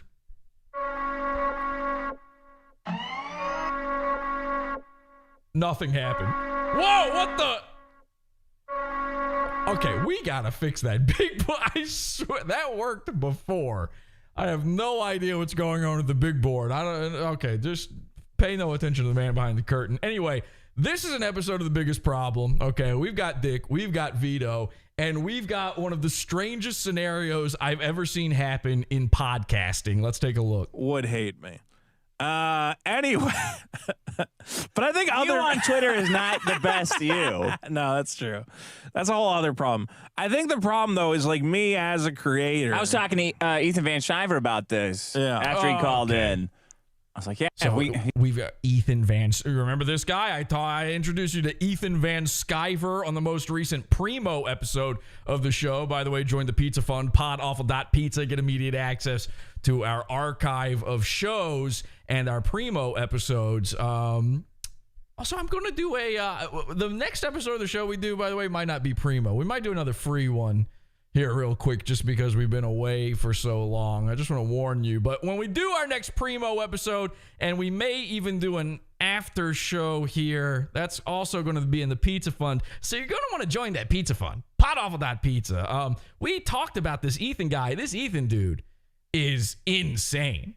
This Ethan guy is in love with Alex Stein in a crazy way. Apparently, he was on The Biggest Problem. I haven't seen it. He's like, Vito's got to, he's a bad guy, they're saying in the chat. He's a very bad guy. Start building bridges out there to get his comic going. I said, no. Oh, well, I already fucked that up. I already fucked that up. Ethan sent me a message about why I can't be on his show, and that's fine. Why? Because I keep fighting with Eric July, because I got baited into it again. Just apologize. All right, I apologize. Okay. Now, I don't know how well you can see. I hope you can. I mean, we've got it here on the big board after all. The big board is looking... Big board looks great, Colonel. Thank you very much. And guys, please do refer to me as the Colonel from now on. There is a very strange phenomenon going on right now, okay? Nothing strange has happened. No big deal has happened inside this show yet. And yet I'm noticing Vito's glasses, okay? Now, they say sweating like a whore in church, right? Vito's glasses are fogging like a pedo on the stand. Like, they're fogging like a pedo in the airport. There is a film going on his lenses, okay? And whether or not these glasses have medicine in them, I'll leave that up to a black expert. But I don't think Vito can see through them either way. We're literally in a position right now where Vito needs a go-go gadget wipe down happening. This is highly embarrassing. That's something that happens, like, you know, when you get out of the shower and you put your glasses on. Not in the middle, out of nowhere, of just talking to another man. For no reason ever should you suddenly need an while just having a human discussion. I don't know what to say. I don't know what to... I guess the point I was trying to make is that I just want to, like... I don't know how to do this thing where... Vito's looking like Ratatouille. I don't know what that... You mean like the physical food? I could see that. Like... I watch those goggles as they gloss up. I want to be honest with my content, you know? I don't want to be in like entertainer doofus mode. And I don't want people, you know, I don't want to be like, hey, I'm secretly your friend. I'm secretly your dad. Yeah. You know, I'm your best friend and give me money because I'm going to like elevate you and we're all in this together and whatever else. And then like, but part of me is like, yeah, but you got to like, there is some of that. Like, I do appreciate the audience. Okay, so his eyes, what's happening right now is he's doing a phenomenon known as welling. He's welling up, and it's causing a mist inside his glasses. You know, and I'm like eternally grateful that they're helping me out. I just worry I can't give enough, or that it's going to be fake. You know, the relationship we're formed. Have you ever watched in real time as a man's masculinity melts from his human body? Where like a guy sends me a message, he's like, "Hey, you know, your comic is great. You know, I'm so excited." And then I'm guys are sending you like one-off messages, and you're having like a full-blown existential crisis over it. Okay, that laugh, that Joker style laugh right there, was not someone just messing around. That's not like a humorous moment. This is the breakdown of a human being. Vito is beginning to unspool. And unfortunately, I think that I may have had a lot to do with that. I want to say it right now. It's Daddy's Day. It was in the beginning of the episode when I confronted Vito in that one stream. I actually did it several other times on Twitter too. I said some really, really horrible things about Vito's father who had passed away because I was doing what I thought was right. I thought I was making a pedo feel bad. I'm going to go ahead and say I'm sorry for that one. You know, I said with Alex Stein, I never made fun of his mom until we knew that he was, writing these horrible poems about her and trying to get clout off of her death. But I jumped all the steps and went right after Vito's dad. And after finding out that Vito's father actually was the owner and operator of a Domino's pizza, I have to say, I am sorry. I have autism. I can't help it.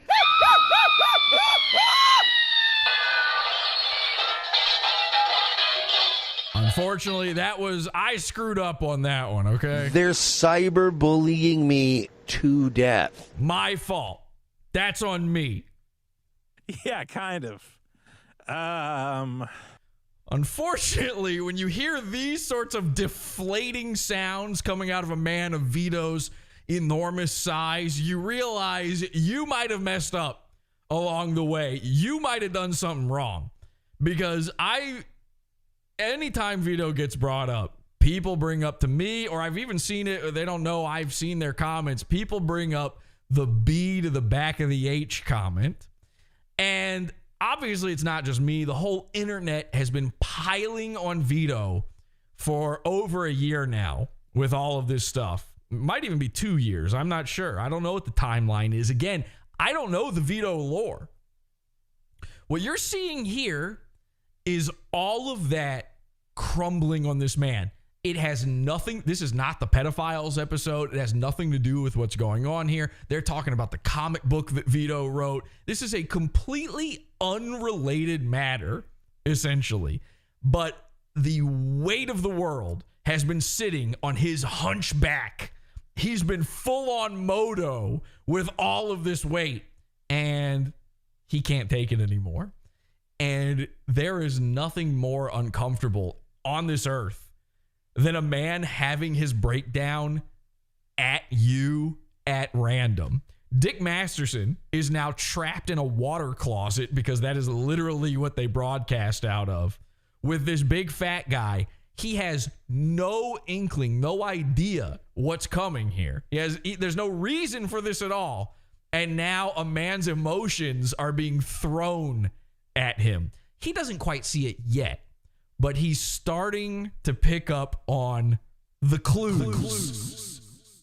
He duck-duck-go'd this before the show. So he's aware something weird is going on, but he can't quite put his finger on it. Some guy messaged me on Patreon, and he said, hey, why'd you block me on Twitter? I've supported you for 7 years. Yeah, they always message me when you do that.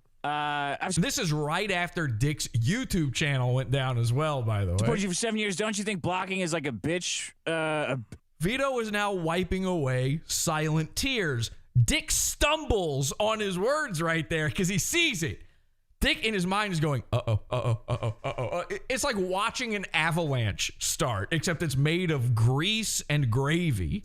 I always thought you kind of would think that blocking is like a bitch move, and I said, fuck you. Panic laughing, yeah. You don't ever tell me how to behave. And he goes, okay, sorry. I was like, okay, so what's your name? I'll unblock you. It's, yeah. I don't know.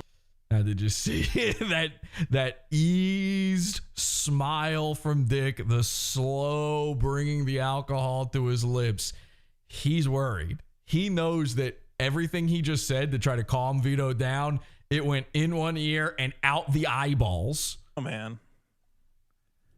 It's, You were saying you couldn't live up to their expectations. Yeah, he's trying to get him back on track. I think that's it. It's too late. The train's derailed, Dick. I think that's it. The glasses are fogged. The engineer, even if they were on the tracks, he wouldn't know when to hit the brake. Is that or that I like worry that they're. Now, this is Dick's natural move on the show. He fake laughs at everything on the show because nothing funny has ever happened. So he doesn't know what to do here. We've got panicked laughing, and then we've got panicked laughing. You comic guys. Ethan Van Cybers. What are we laughing about? I dare anybody to tell me what the humor is happening right now. Beyond detecting that Vito is having a mental breakdown, where is the funny thing? What is he dying laughing over? Fucking writing us out of writing an epic like of Gilgamesh. Yeah. Vito is struggling. He's anything to get it back together. Don't cry in front of daddy. Because ever since Vito's actual dad died, much like to many poor, fat idiots on the internet, Dick became his daddy. Dick is now Vito's new daddy. And you're breaking down over a $35,000 comic. You want your daddy to see you cry? Never. I couldn't imagine. Oh my God. If I cried in front of my dad, I'm afraid he would, think I was she put my wiener through a fence. I'm not breaking down. It's that I don't know if people. Laughing equals funny show. True. I want people to get like the honest me, I don't want to be. Okay.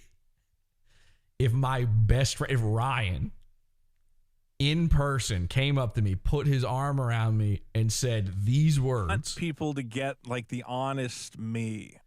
I would have to defriend him on the spot. I wouldn't let him finish the thought.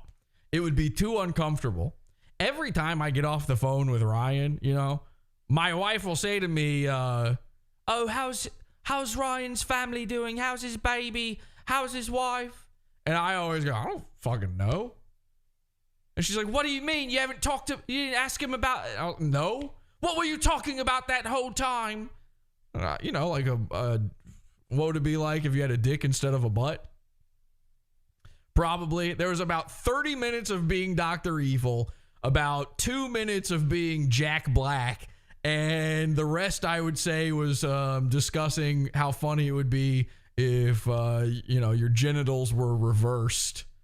That's most of our conversations. I can't sit there and hear a guy start crying. I can't hear about how he feels about the way he wishes people would perceive him.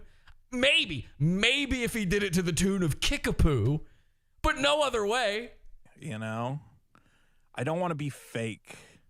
Because there's like so many of these like.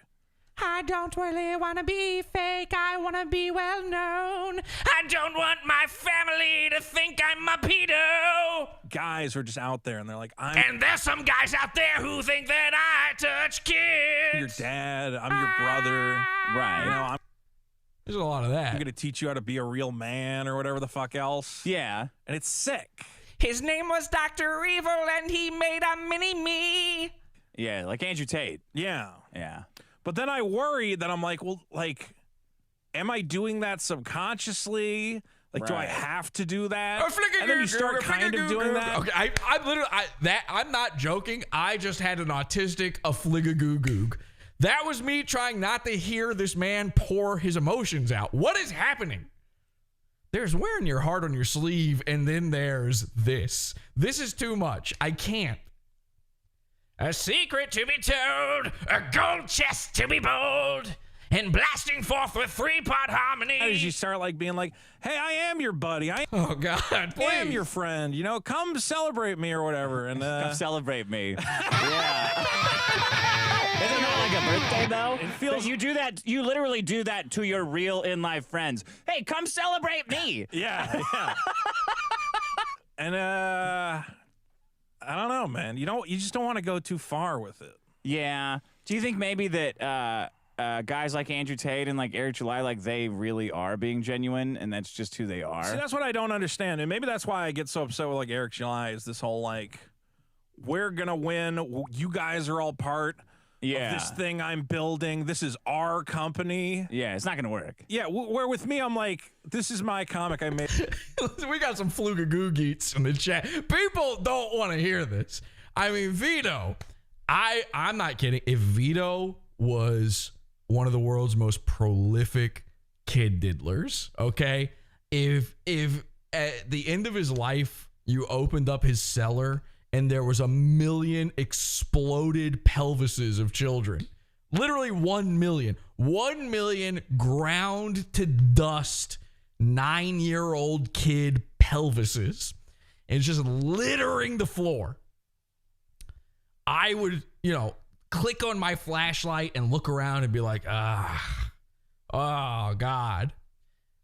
But it would never make me flugagoogeet like this does. I would rather see 100 children explode into a pink mist from, the end result of Vito's absolute death shower of cum.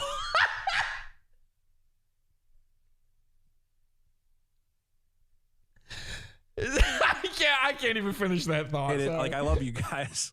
Yeah. You're not really a part. I don't know. But you are, because that's a shitty fucking thing to say. Yeah, Dick has no clue what's going on. Right now, inside Dick's extra large cranium, all that's happening is You made all those lunch boxes and stuff for people like you. Even though it was a dumb idea. I guess the whole thing of crowdfunding is the constant. Those glasses are so far. I don't know. Can you see it? This is not a reflection in the glasses at all. They are fogged. A man's eyes should not be able to produce this type of moisture and heat. Messaging of this is our journey. We're in it together. Kickstarter should put this in their testimonials of you having a fucking meltdown. Look at some of our. Okay, so this is a Joker laugh. This is Vito's one bad day. If he wasn't a diddler before, this is what might just push you over the edge. Successful creators like Vito Gesualdi. Yeah, I just don't know if I could. Nick Rochford reviewing Vito's pedo basement. All right, right off the rip, the basement's got terrazzo tile. All right. I would rather Vito fuck me until my pelvis exploded. I'd rather hang myself with my aunt's moist from her vagina, my aunt's pussy-soaked stockings. I'd rather hang myself with that than spend even 1 hour in this basement. If I could, I don't want you to think that I represent. All right, thank you, Casey Hepburn, for becoming a severe beast. Thank you, but I do really feel like you're my friends, and I appreciate it. All right, right off the rip, these children's, number one, these are like Home Depot pelvises, okay? These are straight off the rack of Home Depot. You gotta fucking get a grip. Okay, so here it is. Vito is completely breaking down. He's having to wipe away his tears. Melting down over this comic. This is not fake. I have no idea what's going on. I thought Ralph's meltdown was bad. I have no idea what's going on. He's just straight up crying. Grown man crying. I want you to imagine it. Really, close your eyes right now, okay? Turn the show off with your eyelids and picture in front of you the roundest, fattest guy you've ever seen in your whole life, and he is unloading tears in front of you. Could you ever feel bad for that? Of course not. Imagine the feeling, the skin crawling, the absolute fringe of it all. I want you to really, really picture that. Now picture you're stuck in a basement with that guy, because that's Dick's situation right now. Are you? They're recording. This is being broadcast. This is on YouTube. You are feeling secondhand embarrassment. He's your co-host. You are vouching for this guy. Everybody says this dude is a pedophile, and out of nowhere, he's having some dark thoughts that are only existing inside his head. An impenetrable skull of misery and darkness. All right. I have no fucking idea, dude. You'll be okay. He's bawling. This is nuts. Okay. He just did a hesitation sniffle. You want to take a break? Dude, Give me a minute. All right. This is psycho. Okay? Some sort of very, very dark miasma is going on inside Vito's brain right now. Now, a lot of you out there, I see the comments in the chat already, folks. A lot of you are probably thinking, well, the guilt, the weight of the guilt from his proclivities, that's what's doing it. I don't think so. I think we did this to the man. If you're sitting here going, this is unbearable, you only have yourselves to blame. Dick, his only friend, is now laughing behind his back, behind his very, very large back. He's laughing about his friend just having a mental breakdown. Get a beer. His exceptional back.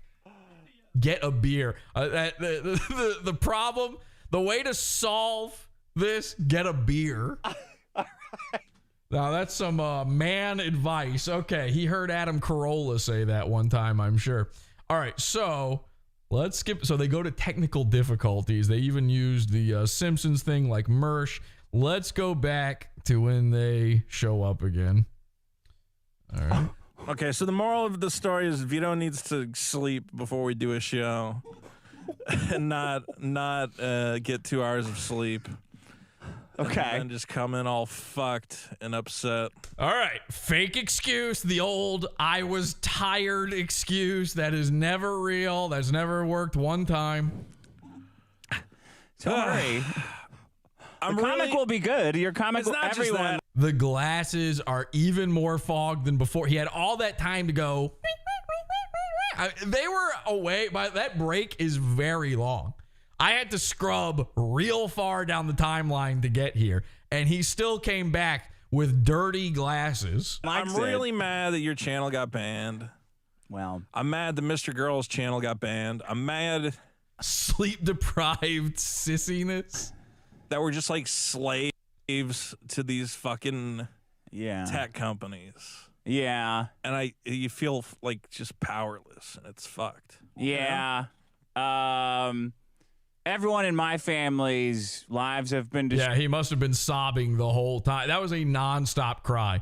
Dick didn't let them come back onto the show until he at least stopped the waterworks. Destroyed by communism, going all the way back to like my mom's dad. Okay, I don't know what that means. Whatever. Great. Thank you for sharing that thought, Dick. All right. All right, I've got, listen, I told Ryan 20 minutes. We've already gone over that. I still have, we're just going to call Ryan back, okay? We're just going to do the Ryan bit because I still have so much more. And let's talk to my guy, the Rye guy. Unfortunately, I meant to get to some other stuff before this call, so hopefully that doesn't fuck everything up. Ryan? Hopefully it doesn't fuck everything up. That's not the radio. You're doing an impression of me. Back to me. I know what's happening. You don't fool me. It's an echo. No, it's not. Okay, so sorry to keep you waiting. Let's just go ahead and do this because I wanted to talk to you about something that you told me about. How long ago was that now? What? The show that you went. It was in California. You and Gavin and Josh Denny. Yes. I think it was May. I'm not sure. Okay, so back in May, for the which tour was this? The transsexual story tour, the end wokeism tour, the end racism tour. The no more blue pills tour. Which one was it? The End Racism Tour. Okay, so for the End Racism Tour, you and your guy Gav and your best friend Josh Denny. Who else was there? Was Kumia there?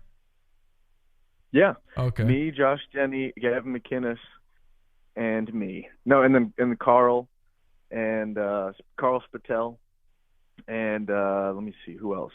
Nobody made a guest appearance that time, so that's all. All right, so you guys go out, you do a little comedy show, and you told me some famous people showed up just to watch, just to be there. They paid for tickets.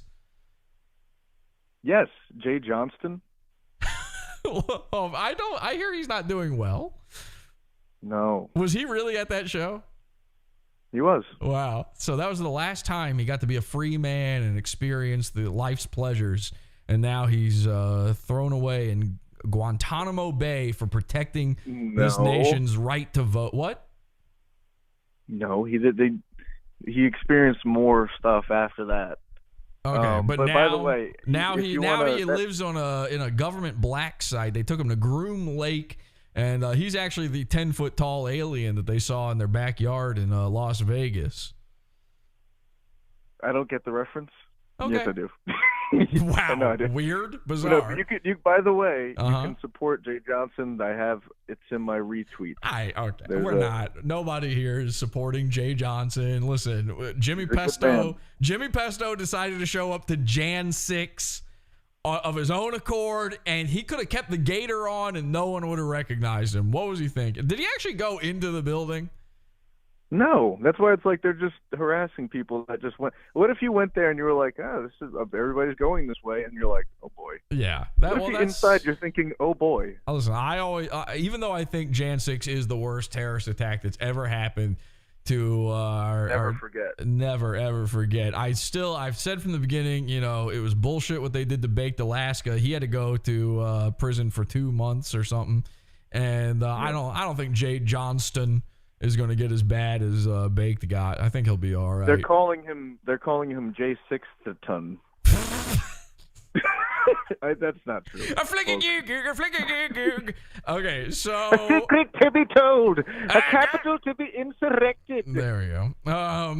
Anyway. Okay, so I don't know if people even know what we're fucking talking about right now. So you do this show. Jay Johnston is there, but 2 other very special audience members are there, and from what I understand, they might have even paid a little extra. Tell the folks at home. Oh, well, yeah, it is extra to get the VIP package. They're backstage. We're all hanging out. I'm not sure if they paid for the VIP. Maybe Carl, he was working the door. No, maybe he said, "Hey, I know you." You told me when this happened, they paid for the VIP. Just say it. Just say who it is. The 2 men were Dick Masterson of Dick Masterson fame, and Vito of you calling him a pedophile fame. Okay, so Vito and Dick Masterson not only show up to this show just to watch it, just to enjoy it, supposedly. And here's the photo evidence of this as well. Ryan took a photo with Vito. But I will say, I mean, I'm sure they could. They're doing well. They could afford whatever ticket they'd want. It's kind of a show for sure. We're definitely. I'm definitely not going to talk about Vito's finances here in just a bit. That was supposed to happen before this part, but definitely they could afford whatever they want. And we also have very affordable tickets. We'd like to make it so that way. All right. Many people. Number one. What do you get from buying a VIP ticket? You get it's a meet and greet, and then that's it. No, it's a meet. Yeah, you get to, everybody else has to leave, and then just whatever venue we're at. So just to be clear, Josh Denny. Nobody wants to do a meet and greet with Josh Denny. That's crazy. So you'd be surprised. I would not. So obviously, the point of this is to meet Gavin. And Dick already knows Gavin. Like, they've talked many times, I'm pretty sure. Dick was a guest on Gavin's show. I think Gavin was a guest on Dick's show. But there's just one problem. They buy these tickets. They watch the whole show. They're clearly there to clout chase. For some reason, Dick's got it in his head that he and Vito need to meet up with Gavin. And Dick seems to have forgotten that Gavin hates him. Well, I don't know if he hates him, but he's not thrilled because he was talking a whole bunch of nonsense about the Proud Boys thing, saying that he threw them under the bus. Meanwhile, that's not even the case, and it wasn't. The whole. I could explain the whole thing. It would be very boring. But listen, point by point. Very quickly, there was a mix-up with whether or not Gavin asked Dick to do web design for free.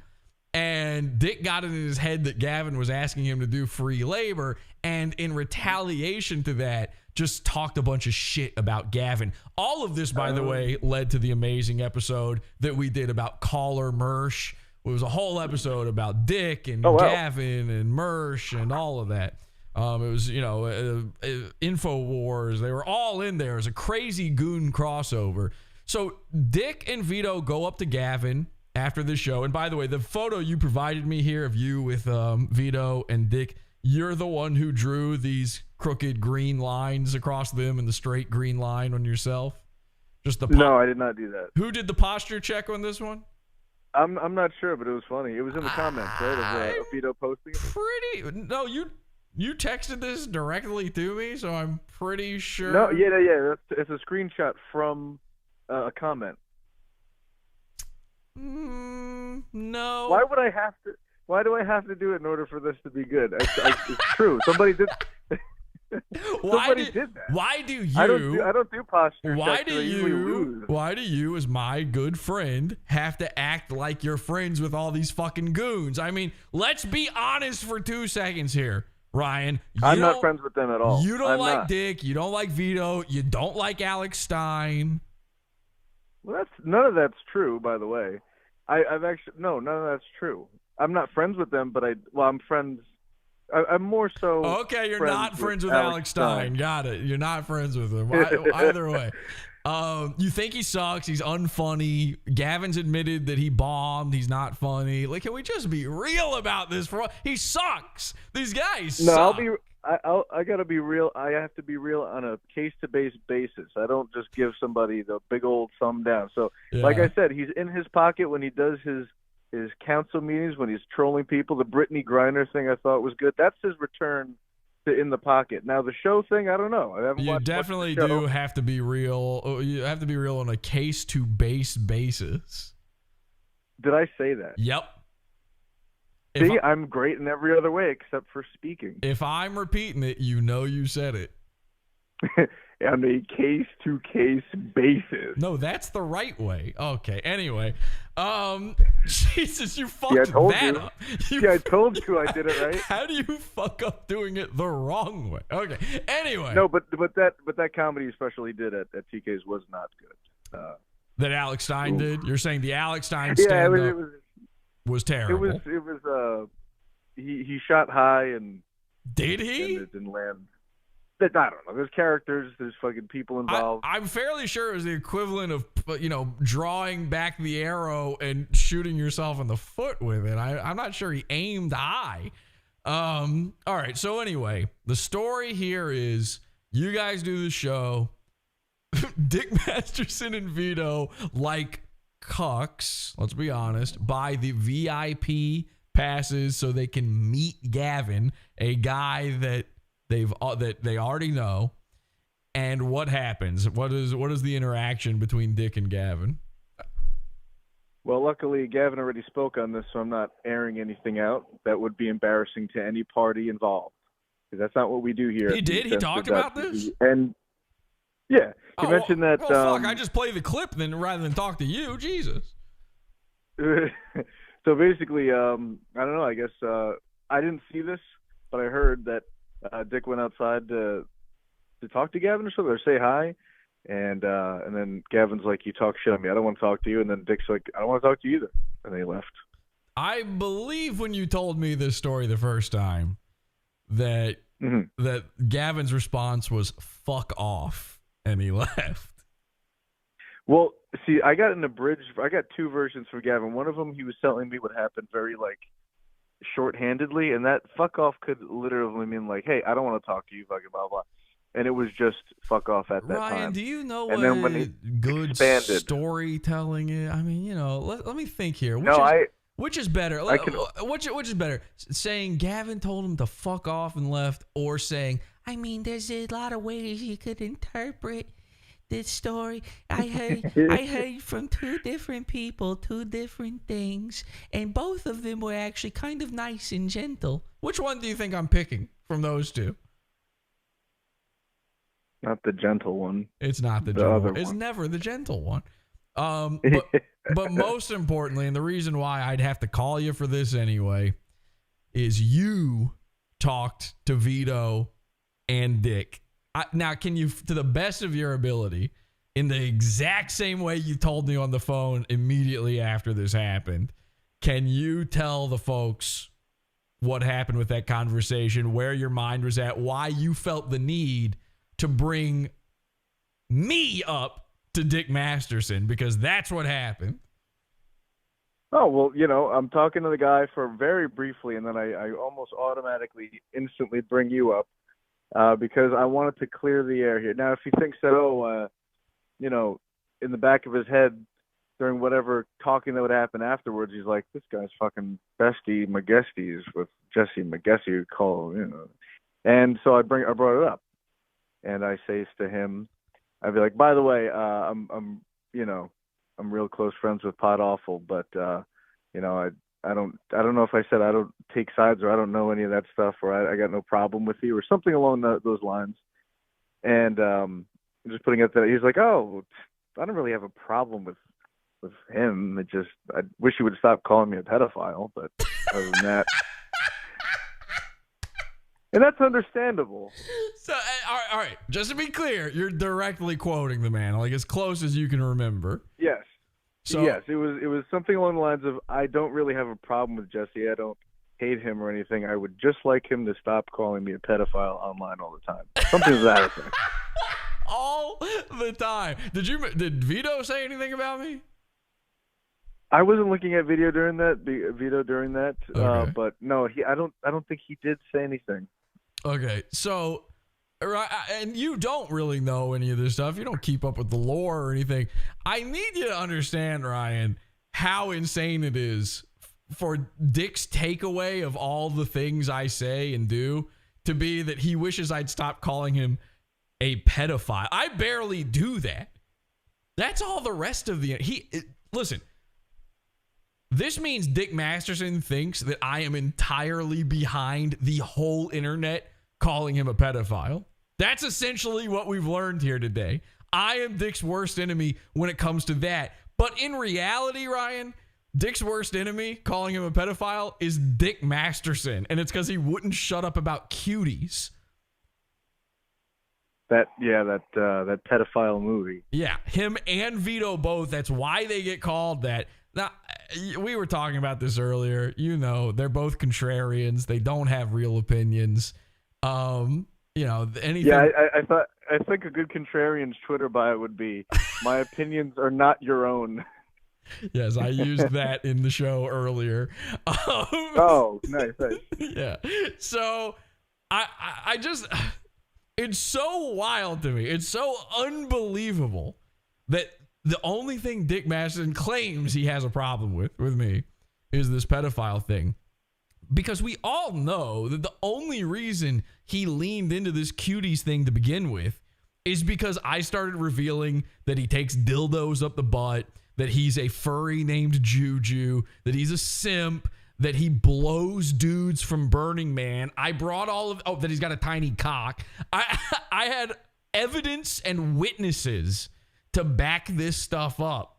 And as he was slowly unspooling into a new lolcow on the internet, and the number one thing that really did this was, of course, revealing that his girlfriend, now wife, was a former cam whore named Hula Girl 86. Right as that happened, all of a sudden, Dick Masterson starts telling the whole internet, "Hey, look over here, I'm into cuties. Hey, Sean, I'm into cuties." And I tried to warn everybody at the time, that's a distraction. Who cares? Let's say he actually is into that movie. So what? Listen, Dick Masterson being a pedophile would be more normal than anything else about Dick Masterson. That would literally be cool in comparison to the rest of Dick Masterson's fucked up life. So, listen, I don't think there's any way for you to get this message to him or anything, Ryan, for me. I hope he somehow hears this, but, you know, it's you, the way you told me the first time, it seemed like he was pretty upset and pretty, you know, torn up about this whole pedophile thing. So in all honesty, truly, I want to say, yes, I do not think Dick Masterson is a pedophile. I mean, do you think he's a pedophile? No, I don't get those vibes at all. I don't really Cleared think he of is all one. charges. Now, a hebephile, I learned this from Jody. A hebephile, Oh, yeah, no. I mean, sure. No, I heard that from Jody too, and I would be. You can call me anything in this Zionistic world. Don't call me a hebephile. So, what I'm trying to say here is, I take it back. If I ever said it, I know I've said it. I did. The craziest part in all of this is the whole reason anybody calls either of these dudes a pedo is because they made one comment about cuties and then everyone called him a pedo. And so they leaned into it. So the reason we still talk about this to this day is because they leaned into it. So irony of all ironies here is me calling Dick or Vito a pedophile is because I was leaning into it. At first, I told everybody he's not a pedo. The cuties thing, it's fake. Oh, I'm sorry. Are you going vroom vroom on your motorcycle? Did you drive away? No, it's Ryan, it's another room. Ryan, come back. I told everybody stop paying attention to this thing. That's not it. It's fake. This is a distraction. And then I got drowned out, and I got drowned out, and I got drowned out, and so I leaned in. I mean, it really could not be a more poetic sort of thing. Leaning in on all sides is the complete cause of these two dudes being called a pedo on the internet, both from our side and theirs.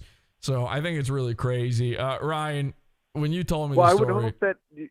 Go ahead. Yeah, maybe you clearing them of all charges hopefully will have the same ripple, the retraction. Well... And these men could get back to their lives of all the things that you've mentioned before. Right, getting fucked up the ass by sparkly dildos, sucking off I don't want to trannies. get into details.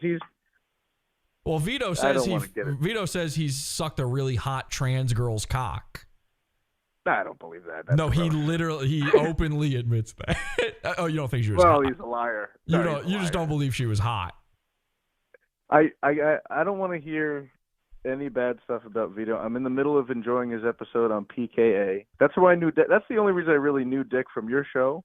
All the toxic stuff that he's been doing, and then PKA. It's a great show, great appearances. So okay, great. Thank you for plugging a third party's podcast on my show. Nobody here is going to watch it. It's for normies. I see people in the chat telling me I need to cover this PKA appearance. I can't do it, and here's why. Number one, there's too much. We've got too much on the docket already, and we're not done. But number two, I cannot stand that fucking shit awful show. PK. I'm sorry if you like it. I don't give a fuck. What the fuck? Listen, dude? the day I have a PKA video on the show is the day we do a pod awful about PKA. You know what I'm saying? Like these guys, it's unreal what's going on there. If you've never seen it, imagine 4 checked out retards pretending they're discussing topics. I've never seen it before. They are discussing No, topics. they aren't, Ryan. These dudes They have time codes.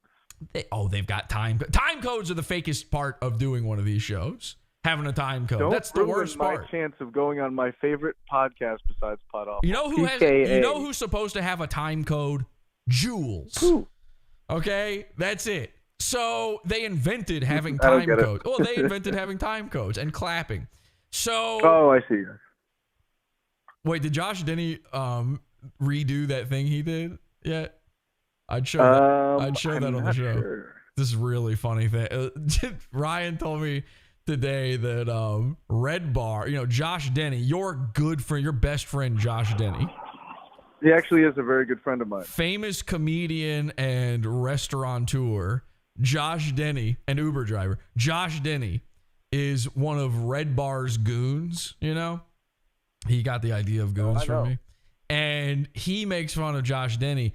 And you know, honestly, after we talked about this, I realized like, what? How does this even make fun of a guy? I don't even get it, really. But in some sort of bizarre effort to make fun of Josh Denny, Red Bar put like embedded Josh's tweets in the sidebar of his 2003 style website. And what do you know what the point of that was? I literally don't get the joke now that I think about it. At first I was like, oh, that's a funny thing to do. And then I'm like, wait, no, it's not. It doesn't mean anything. It's just confusing. I don't know. It was just like an out of context screenshot. Oh no, screen grab, like video scrolling through that thing. I mean, I checked the website. It really is there. It's like it's loaded on there. They've embedded Josh's tweets. So Josh, in retaliation, tweeted out an image of a woman pointing like this, and it just says "wears diapers." So on Red Bar's website for like at least an hour, there was a woman pointing to Mike's face, and it says "wears diapers," and he had no idea. Like that's a move. That's incredible. Fucking nailed him. But I think he took the tweet down, which was a mistake. He needs to. In fact, what he needs to do is start tweeting it every hour on the hour. I think there's more planned. Just schedule tweets. I liked the simplicity of that one. I don't think you want to go too deep into. He'll just remove the thing. But if every hour on the hour it just says "wears diapers, wears diapers, wears diapers," that would be excellent. We should really get that going. Well, you could just pin it, you know, and it would be ideally placed, and then you can get on with your life and have other tweets or below it. I'm a fag. What do you think of that? Fuck yeah. Okay, fuck man, meat Scrappy Dappy. Yeah, remember when he admitted that he eats scrap meat off the floor or something? Like he begs the butcher for the scraps for free. Who's that? Mike David. No, I remember he gifted scrap meats to Louis J. Gomez while he hosted Gavin's show. Wait, wasn't I there for that? You might have been. Yeah, I was on that show, I think. I don't remember that. Did that really happen? Yeah. That happened. Maybe it was like, here are some scrap meats, and he gave it to Louis J. Gomez, and Louis J. Gomez was like, "Thanks, man." That's my Louis J. Gomez impression. That was pretty good. So I don't recall that, but yeah, he and Jules talked about how they beg butchers for scrap meat and they get it for free. That's not interesting. That is 100% real. All right. Anyway, he's not. Well, say whatever you want about Mike David. It's impossible that he would be a hebephiliac or whatever the fuck. He's a Heba. He's definitely a Heba something. But anyway. Sure. All right, Ryan, thank you for regaling us with that tale. When you told it to me the first time, it killed me. I could not believe it. I couldn't believe the autistic nature of you just feeling like you need to disclose to people that we are friends. That is so crazy. And then for his reaction to be just about the pedo stuff, it speaks volumes. So thank you. I'm such a PKA fan. I was like, let's get this Jesse thing out of the way. Let's talk about PKA. When you were on there, so good. And he was like, yeah, whatever. I didn't even think it was that big of a deal, but apparently you've done a lot of coverage on this man, and pedophile doesn't even stack up in the top 10 of what you would consider. You took everything away from me and my enjoyment in this when you just said, I'm such a PKA fan.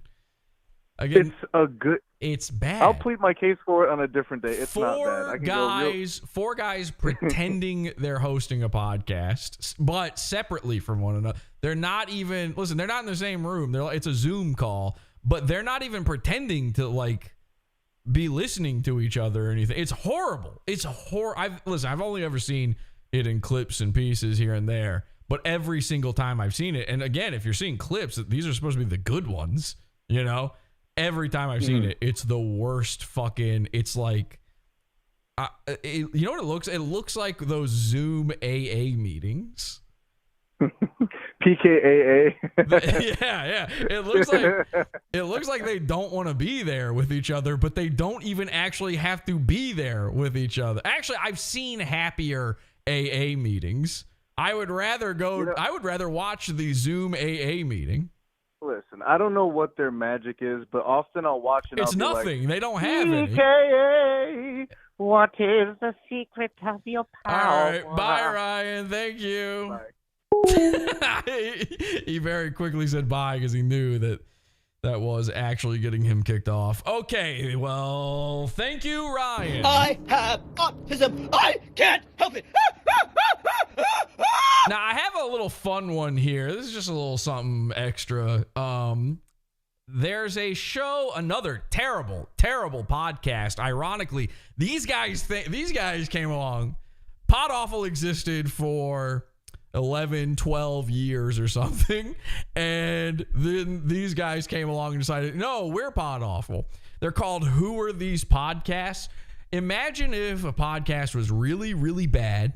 It was exactly like all of the other podcasts in every single way. It's another Copy and Anthony podcast, but they do the Jocktober bit for every episode. Who are these podcasts? See, that's the bit. And they cross over with Dick Masterson. Now, this is an incredible show because we've got a lot of goons on this one. We've got these Who Are These Podcast guys. We've got Dick Masterson. We've got Vito. We've got my lawyer, the blackface lawyer, actual lawyer, Nick Rekieta. And you won't believe it. I don't know how we got him, but somehow they got the internet's own, the world famous Tab Burt.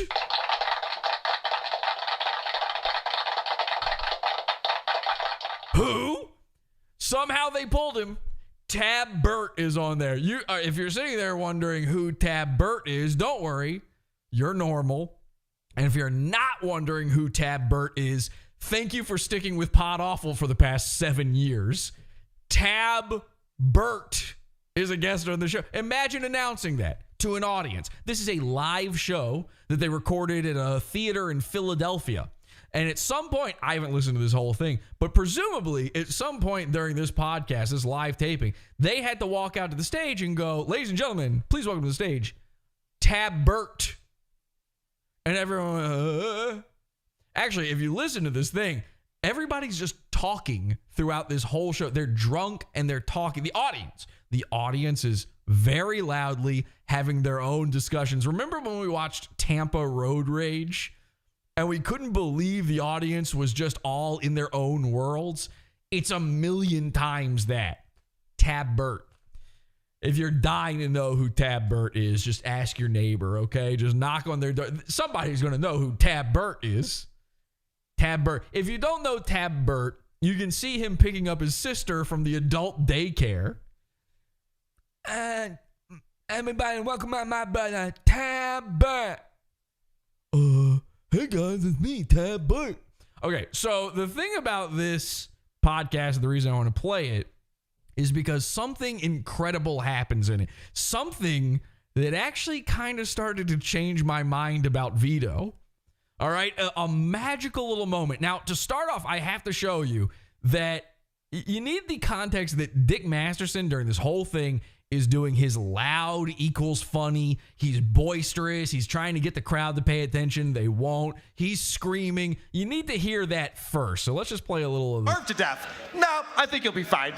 I'm just clicking a literal, just random point on the timeline here. Yeah, they do love that. Yeah. Like eating like a normal person to them is just like eating whatever you want all the time. So that's Dick. Whenever you're hungry. Just to show you that he's there. He's present, okay? He's saying stuff. He was saying stuff through this whole thing. I'll click another just random spot on here and see. I want to see that dick. Okay, I can't go back. Clip it, rewind, scrub it. You want to do that what now? Dick good, Jesse bad. Okay, fair enough. I can't argue with that.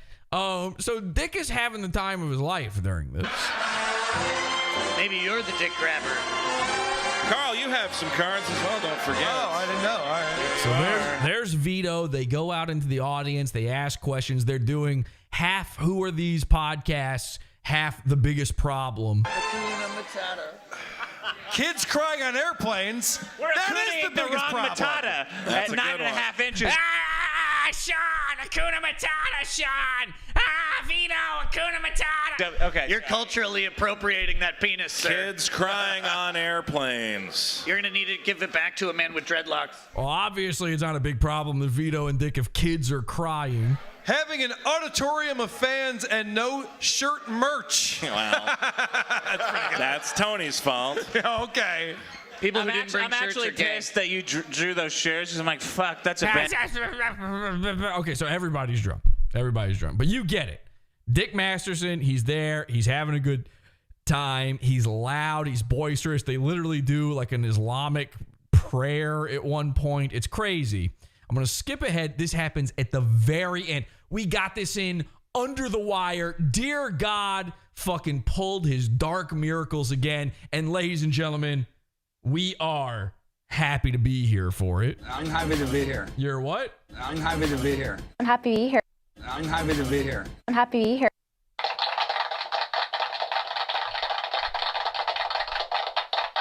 Out of nowhere, they bring some girl up and she's reading iTunes reviews for their show. Okay, that's the bit, which iTunes doesn't even exist anymore.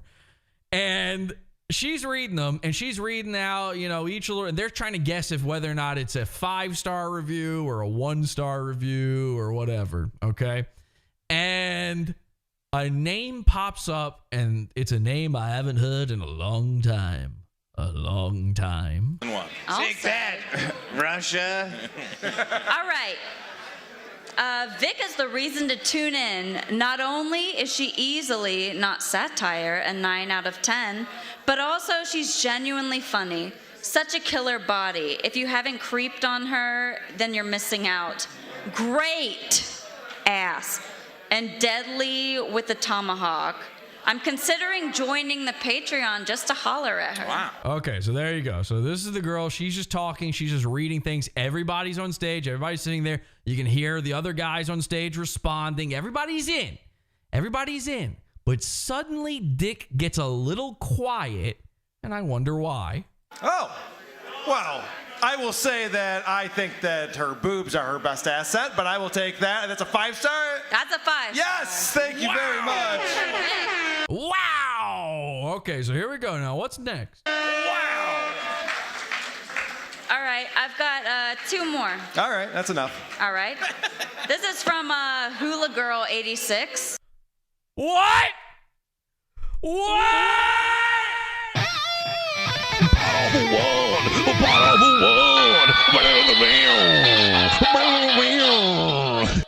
Hula Girl 86.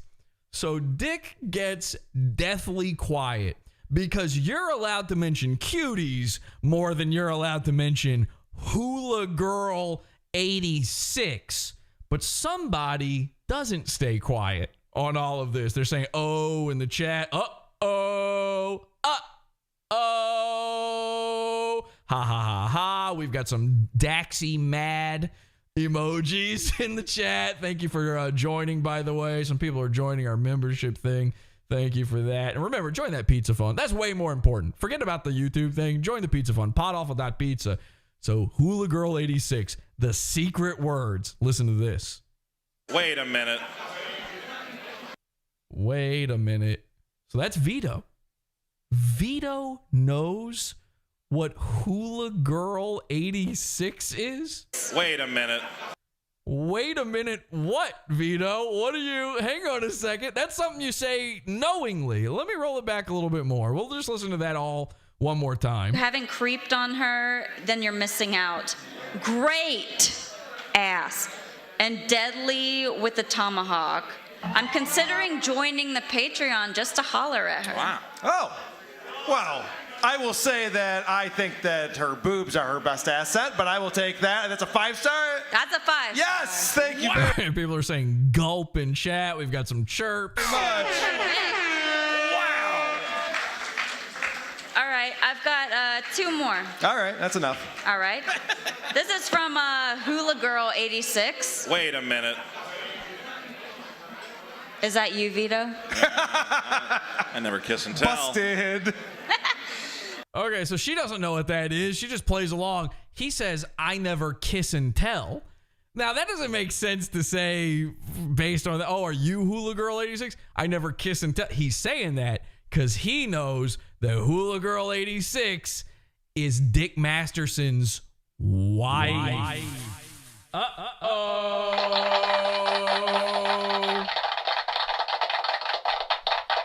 And I do mean wife, because secretly, and this is like everybody's talking about, there's murmurs everywhere. Secretly, Dick Masterson has married Hula Girl, okay? They didn't tell anybody, but he keeps accidentally slipping up. All of a sudden, it's gone from girlfriend to wife in the language, and he keeps correcting himself. He keeps going back and forth. Girlfriend, wife, girlfriend, wife, girlfriend, wife. So we've got a kid sister, Alex Stein style situation, a secret wife. Why does he want to keep her a secret? Well, because she's a former cam girl, and we all know, just like with iDubbbz, if you put a ring on a cam girl, you are a simp. Now, speaking of Alex Stein, even Alex Stein has confronted Vito about the entire Cuties debacle. So I would actually be interested to see what Alex has to say about it. I mean, Alex is the guy who says you can ironically suck a dick.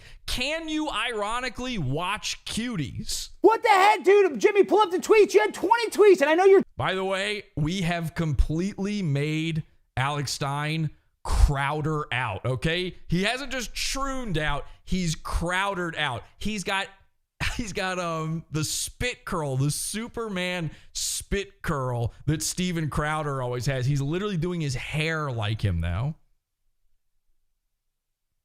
Trolling, saying how good Cuties is. Come on, dude. What the hell? Cuties is not good. Hail Cuties, baby. Hail Cuties. Who cares? Why does anybody care about this stuff? Well, I don't. I just think I just think it's funny too to kind of white knight for Cuties. Honestly, I don't know if the directors. I don't think the believe in directors free should necessarily speech. be in jail. I don't think. Do you genuinely believe in free speech? No, I'm not against free speech. No, but I'm saying to should this movie be banned? Should it be illegal? As long as there's no nudity or it's not. I've never watched it. As long as there's no nudity, I guess theoretically it should maybe be allowed to exist. And you agree with me? But I'm not going to white knight for it. You're over there. Oh, I love Cuties. And you don't. Well, I white knight for free speech. Ted Cruz. No, he just all Alex white knights for is wearing a women's bathing suit. He'll lean into that one. A lot of leaning in going on with these guys. Just tried to get the movie banned. And I went after Ted Cruz. I called Ted Cruz out on something else, just so you know. But go ahead. Okay. Well, Ted Cruz tried to get a work of free art and free expression banned. You don't have to like it. You don't have to like the content. But it is not illegal according to the Supreme Court of the United States of America.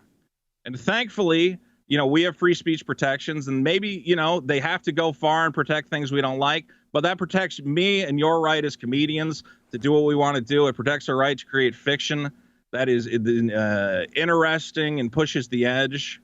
So frankly, wanting to ban this film is un-American, and it's against free speech. Yeah, and I mean, but do you stand up for like Alex Jones getting shut down, deplatformed for his free speech, obviously? Has the government went after Alex Jones? Alex Jones has been... Has the government gone after Cuties? Now, this is the thing. One way or the other, however you want to feel about the Vito situation, he always goes back to this free speech thing. I want to be clear. I leaned into something too. I leaned into a joke, things that people said about me too. And you know what it was?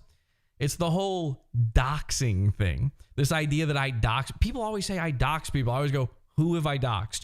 Who have I doxed? Now, the closest I've ever come was with Vito, okay? Very infamously, people are still very mad at me about this. I went on Salvopancake's Fireball show. By the way, I've got a Salvopancakes video here too that's pretty interesting, but I think we're going to have to save that for the pod after show. So join the $6 level of the Pizza Fund. We'll do a pod after right after this, and we'll cover all the stuff we don't have time for. I went on this Fireball show. Vito was on there, and everybody thinks I doxed Vito on this. Now, I've talked to Vito about this directly. He has confirmed this was not actual docs of his that I shared. But the whole point of this idea of leaning in on the doxing thing and supposedly doxing Vito, the whole point was to test him on this free speech thing. Okay, you're trying to be a free speech absolutist about this? Well, what if I just say your address? Is that free speech? Am I the government coming after you with free speech? This is the thing. He is never consistent on this whole free speech angle. He's tried to get other people taken down. He tried to get Andy Worski canceled. He tried to get some stupid nerd YouTube channel taken down. And he definitely isn't for Alex Jones having a platform. Deplatformed. Try and ban, but has the government tried to ban his website? Yeah, Bex in chat says, I can back this up. He admitted that was not his real doc. So guys like Nick the Oreo, which is crazy that his name literally means steal the Oreo. But Nick the Oreo, he blocks me. He hates me because I supposedly doxed Vito. Vito says it's not his docs. It's the whole point of it. That's the entire point. What is the line? Where is Vito's line? If his line isn't kids, then where is it? I have a feeling it's right near the border of his property. I believe so. I mean, I believe he's had to change his website multiple times and had a lot of issues. He flagged the Gavin McInnes channel, apparently. Okay. He has. Yes, I absolutely do not want the government. Weird to buy his VIP ticket after that. Government to interfere with anyone's free speech. Ted Cruz is a government employee. He's filing government lawsuits to try and shut down movies and free speech, and that's a free speech issue that needs to be addressed. Hey, I agree with you on the free speech stuff, Vito. I love that. Okay, what about this? Last question. You love cuties. Are you in favor of child labor? You look at the I've never seen cuties. Doubt that. Doubt that. Fake news. You're right. Doubt that. So he's never even watched it. This is the uproar. The whole panties in a twist of the internet is these guys liking cuties. He's never watched. And you can sit there and say you don't believe him all day, but you don't have to watch it to be a contrarian.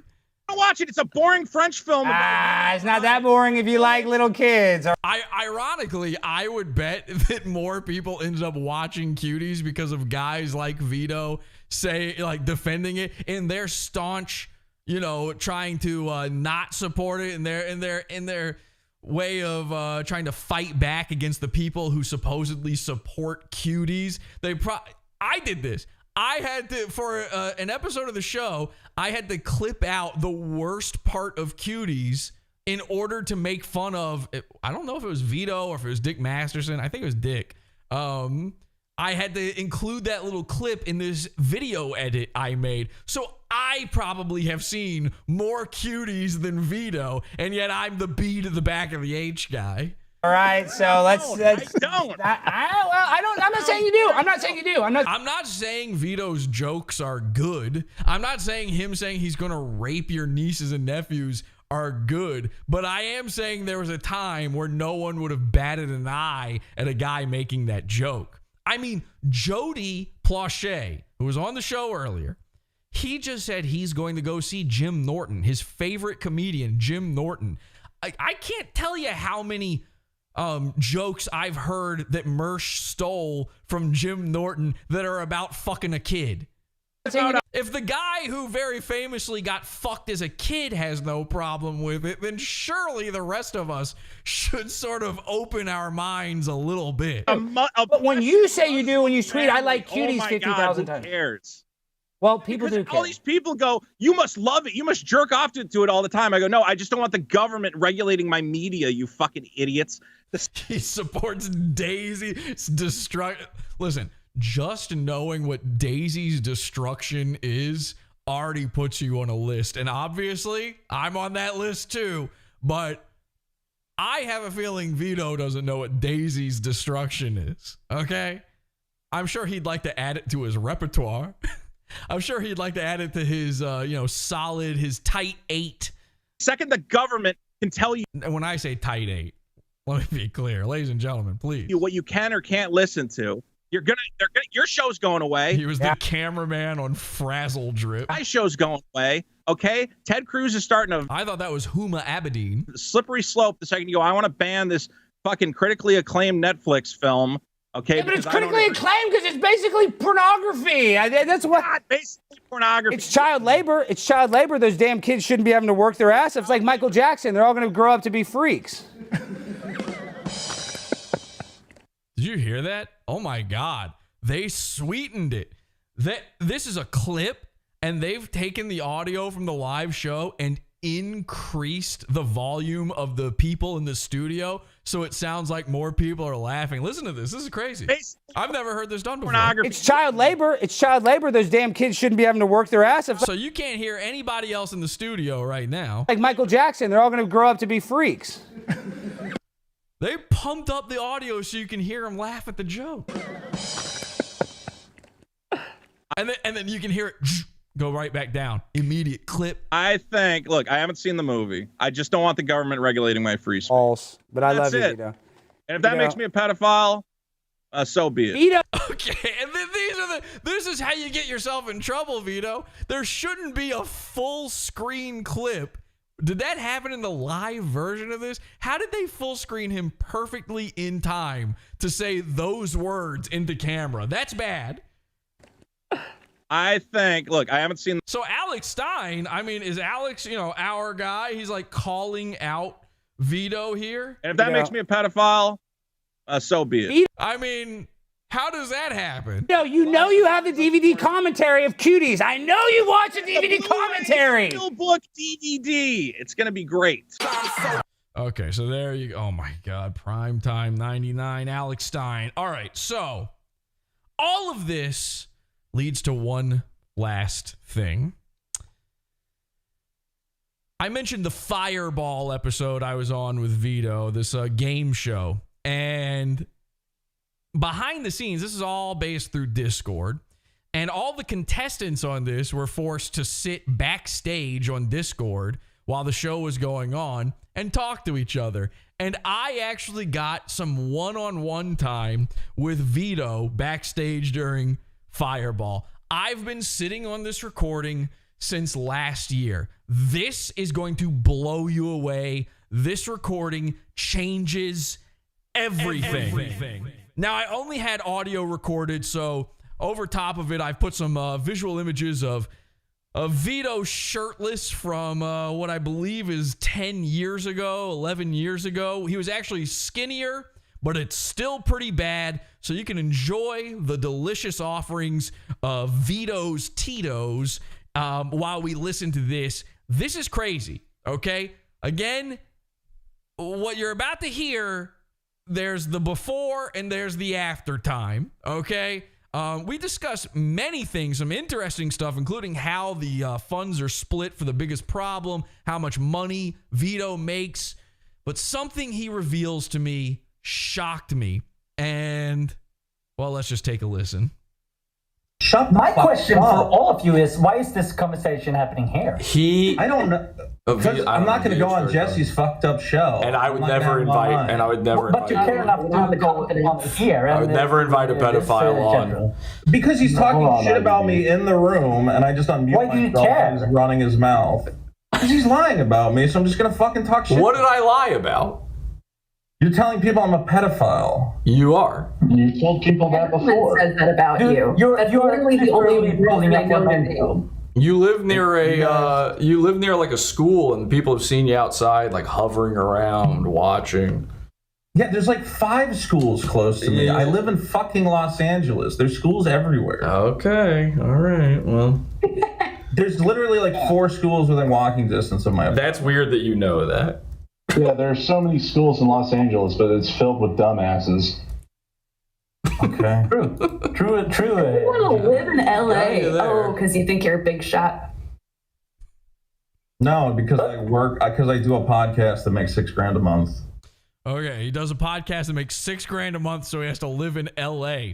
Now, I apologize for the audio quality here, but bear with me because it's all going to be worth it. Well, you could do that practically anywhere. I guess it's in person because I think that's nothing. I think you do a podcast. But why do you have to bring up the amount of money you make? The embarrassing. That's why I'm in Los Angeles. Why would I leave a money? $6,000 a month. You're splitting. Do you split that with Dick? Yeah. What's the split? 50-50. Really? So it's $3,000 a month you're getting? That doesn't even cover rent in Los Angeles. What are you talking about? It does cover that does sound like it's... if it does cover your rent, you live in a shithole. $3,000 a month is a very healthy amount of money, so I have no reason to move as long as I keep making Not it. in LA. I can barely afford that. In You Philly. could do that podcast. You could do that podcast from anywhere. Supposed to be here. Well, you could have just like been a regular guy, and I would have never. I don't know.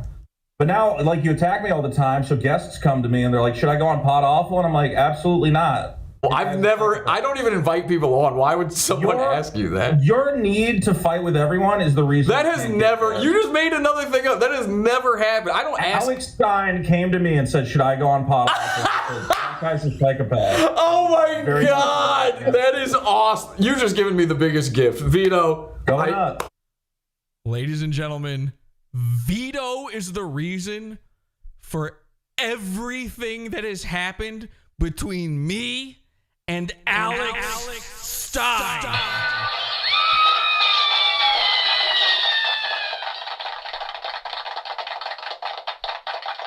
There it is. Now, no joke. This was happening on my birthday. Okay, this recording is from my birthday last year. When he said that, I went, it was all worth it. It was all worth it to spend this stupid amount of time on this awful call for my birthday. Oh my God. Dear God always provides. Thank you. We make sacrifices. We love you. Yes, it's true. I've been teasing it and teasing it and teasing it ever since I found this out. I had no idea. I had no clue. Vito is the reason Alex Stein did not show up for my show. When the king of trolls said he was worried about getting trolled, it's because Vito the pedo told him he was. That's it. That's it. Why did Alex Stein not show up? Because I said I was going to put a B to the back of Vito's H. That's it. Unbelievable. Is this not, I mean, does this not change everything? Now listen, I already said it to Brittany Venti. I've said it on the show before. I was willing to give Alex a second chance. I was willing to clear all of this up. But now that we know that it was Vito who did all of this, it seems like this is all kind of a little bit silly, isn't it? I only ever wanted to make fun of Alex Stein, not because he's a pedophile, not because he's actually a drag queen, but because he was scared of getting trolled. If Alex can get a second chance, if I'm willing to put out that limb for him, shouldn't I be willing to do the same with Vito? Let's keep listening. I hate to say it, but thank you, because I hit come get 'em boys. Record right before that. Holy shit, that's amazing. Okay. You told Alex Stein not to go on. He asked, like, is it a good idea? And I'm like, I don't know, that guy doxes people and he's a psychopath. That's true. Now, why you've already had me on your show, but I was already on Alex's show, The Conspiracy Castle. He already has an idea of who I am. He's already, if I was going to blow up anything, I would do it on his show, obviously. Why would you even go to anyone else asking, should I do this show? But specifically, why would you go to Vito? Did you even know that they knew each other? That's true. I let him make his own decision. Well, he made it. He made it. It did not go his way. Your fucking content, which is just doxing and being an idiot. So, like, why don't you just not stop and you could actually have a career? I don't, because you care about numbers. I don't. And I live off of only making you mad. That's it. Okay. How does that feel? How does your life feel? It feels great. I like literally don't think about you at all. No, it doesn't. You do. You spend all chat talking about me. Your fans keep like yelling at me, and then I go, okay, well, I'll throw my fans. I don't have any fans. Okay. Ah, shit. That one, you kind of painted yourself into a corner on that one. Alex did the same thing though, so that makes sense. I find you extremely pathetic, my dude. But whatever, you're happy with your life, so congratulations. You're right. I gave you content. Enjoy it. Okay. I will. What's wrong with doxing? Really? It's a form of speech. So there you go, right there. Now, I've never said any of this stuff other than directly to Vito in this private call here. I've never explained this whole doxing thing or what I did on Fireball to this degree, but here it is. I've laid it out in front of him. There you go. What's wrong with it? It's free speech. Aspire to more in life. I don't. He says he aspires to more in life. What does that even mean? So what you aspire to is saying that you're a fan of cuties? This is why we saw the breakdown of this man, the fogging of his glasses, which should probably become a phrase about guys who are having a mental breakdown. This nigga fogging his glasses. This is the reason for it. It's all this. It's all the weight of it. It's just been on him. I mean, look at old, thinner Vito. Imagine putting on all that extra weight and extra weight and extra weight. And then on top of that, the internet piling even more on top of you. You aspire to more? No, you don't. And you shouldn't. Who cares that you're making these jokes? Who cares? No. It's like honestly pathetic. It's cool and fun. To just be hated. Have you and, been like, talentless? Have you? Well, I don't mind that you think that. Okay. Right. Yeah. That you would watch everyone around you, like people that you could have just connected with and like collaborated with, having like huge success. Like who? And like who? Alex Stein just got signed to a fucking like contract for Blaze TV. What? For Blaze TV? Yeah, you don't think they're gonna pay him? Do you think I want to work for Blaze? I don't give a shit. And also, I already did It work. doesn't matter if you want to work for them. You could have been going on there and promoting your shit. You could have been buddies with that guy. No. But instead, you're a fucking idiot. You haven't. Who just fucking runs around and picks fights with. I had no problem with you. You had a problem with. You Dax. sound really upset, dude. I've already worked with Alex though. That came and went. Okay. I don't. It would have been a good break. I'm not one of these clout chasers, man. I'm here to make this a bad time. Pot awful makes it worse. Anybody, because you're happy being a fucking loser with a tiny podcast. I get it. Yes. A tiny podcast that makes more than yours with 2 famous people on it. Thank you for admitting I'm famous. Yeah, I mean, according to you. Wow, you just lost that one. Holy shit. Are you not more And there it is, folks. There's the dick measuring contest. famous than me? I define fame however. Who is he? Oh, so now I love that. I love that. You talk about your numbers, but then the second you are called upon to actually refer to yourself as famous, you're too sheepish to do it. That's not what I consider famous. I think my numbers are great. I agree. It's not fame. I agree with that. I was using your terms. Oh, okay. Well, thank you. Why would you want to work for the Blaze anyway? Yeah, I know. That's so stupid. Also, it ain't gonna last. It ain't gonna last. Not that. Elijah Schaefer. Are you kidding me? They're clearly gonna fund his show. They're gonna buy him plane tickets. They're gonna set him up in hotels. He's gonna be able to go around the country. You heard I start to mention Elijah Schaefer there. I don't think I get to complete that thought, but obviously I'm talking about Elijah Schaefer getting kicked off of the Blaze too. And ironically, Alex, of course, ended up stealing Elijah's channel and fans. Doing comedy. It's been 7 months. Why hasn't that happened? Yeah, but have you? Okay, this is what the numbers guys like you don't understand. You say they'll give him money, they'll fly him around, he'll get to go around and do the comedy. The problem is I see the comedy at the end of that, and it's bad. I care about that part, not the rest. So this was before Alex had that bombing stand-up special and all that. I mean, I knew where all this was going. I know exactly where all of this shit is heading way ahead of time. Oh, wow, you've got a big contract and you're going to make a lot of money for the short amount of time that's going to happen, and then you are banished back off into the wilds of obscurity once again. I don't think that Alex Stein's comedy is Have great. you seen him do stand-up? There's a lot of shitty comedians out there. Yes. I don't call them out as shitty comedians because I don't benefit from it. Okay, but I do. Okay. I think that you benefit less from it than you think. The time of the comedian is over. It's the time of the heckler. It's funny because this guy's just defending him because I don't even know this Vito at all, but I can tell the type of dude. He's defending Alex because he thinks that Alex is going to be able to get him. Right, yes. That's everybody on the internet. It's sickening. So the female voice you're hearing there, that's the person I actually just addressed in chat. That's Bex. Bex was sort of moderating the whole fireball thing as well. She also used to be one of Alex's mods in his chat on YouTube. You have a mental illness. It's sickening. You will lick the toes of anybody who can get you further, including people you actively don't actually like Dick Masterson.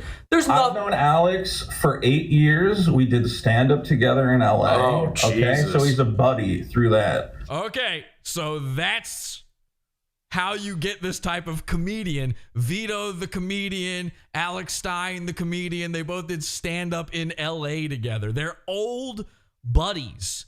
How many times are we going to run into people just playing defense for Alex Stein, hoping to lick his fucking Blaze TV contract toes? Vito, Ethan Van Sciver, Dick Masters, all of these people, man. It never ends. The clout chasing. And I don't even like calling it that really, but whatever, this ladder climbing, this stone stepping. It's so disgusting. How about you just point out whether or not someone is funny? How about when someone stinks and they're getting all of these deals? How about you be the guy, you know, the painting of the man standing up, the one lone voice of dissent in all of this and go, okay, enough of this. We were done with this when he started rapping at city council meetings. Yes, I love what he's doing right now. No, it offends me as a liberal. Of course. It's the time of the heckler. Which is also gross. But and by the way, Alex is not a fucking conservative. You got nothing to worry about. He's faking it. He voted for fucking Beto O'Rourke in the last election in Texas. I don't know who he voted for. I do, because he posted about it on his Facebook. Well, you're obsessed with Alex Stein. No, I'm not obsessed with anything. These are the people I make fun of. Who he fucking voted. That's like saying you're obsessed with nerd shit. You're obsessed. Oh, why are you so obsessed with Star Wars? Why are you so obsessed with whatever dumb thing you talk about on your channel for clicks? Are you actually obsessed, or are you doing it because either you like covering it or you get clicks from it? I think it's really weird to cover Alex Stein. Yes, it's weird. It's like weird to me. You mean 3 times? How is that? Okay, now in fairness, I covered Alex 3 times back. It's a little more now. Okay, maybe that's a little weird. Why is it? Hey, Vito. Why is that? I was Alex Stein's top mod for 2 years. This is his favorite mod. So you're. You mean I'm going to be Alex's top guy? I put one pickle in the chat. And I'm banned and I'm blocked everywhere. How crazy is that? The pickle thing happens. Bex, Alex's moderator, puts the pickle emoji 1 in Alex's chat. She's banished to the nether realms. Hey, listen, I mean, an offense like that, you offend a queen like Alex, and you gone, girl. Z-snaps. Okay, so you can't take anything. He's weak. All right, I don't care. I don't talk to women. Well, whatever. I have more experience watching his show and knowing. Why is a woman talking? I don't care. All right. Oh, you're this kind of guy. Oh, very liberal of you. Here's one good point. Well done, man. Well, like, you're just going, Alex Stein wouldn't fuck me, and I'm upset about it. Like, get over it. Do you think I wanted to fuck him? No, it wasn't like that. The way you're talking, you clearly wanted to fuck him. No, it was never a flirtatious relationship at all. Okay, then just fucking get over it. Why do you care then? Because he's so butthurt that his mod. You're literally crying. You're crying to me that you got banned from Alex Stein's chat. You think I'm gonna give a shit? She's not complaining about the 1 pickle rule they say in the chat room. That's what the people say. She's not complaining. But actually, my mom's not a pickle, so it's not. It doesn't count. No, that she was banned. Dude, if I got banned from someone's chat, I'm not gonna tell a little story about it. Well, obviously, it happens like literally all the time to you. But what she's telling you is the reason why she was banned is gay, and that's why he's someone worth covering. Okay. That's it. What makes it weird? I love when guys like you say this word weird, because it's always this placeholder word for what you don't want to actually say. So I would love to ask you, why is it weird to cover Alex Stein? I think you could cover him, I don't know. because it seems like you wanted. Didn't you have him on your show?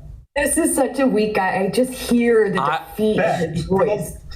So this girl, he's complaining about having to hear a woman speak this whole time, and this girl just absolutely obliterates him. She can hear the pain in his voice. Well, now we've seen the pain come out of him in tear and fog form. I've never seen that happen with anyone else before. But listen, all of that, you know, I talked to everybody on the show tonight. I go through all of this. I realize Vito is technically the reason I had months and months and months of incredible Alex Stein content.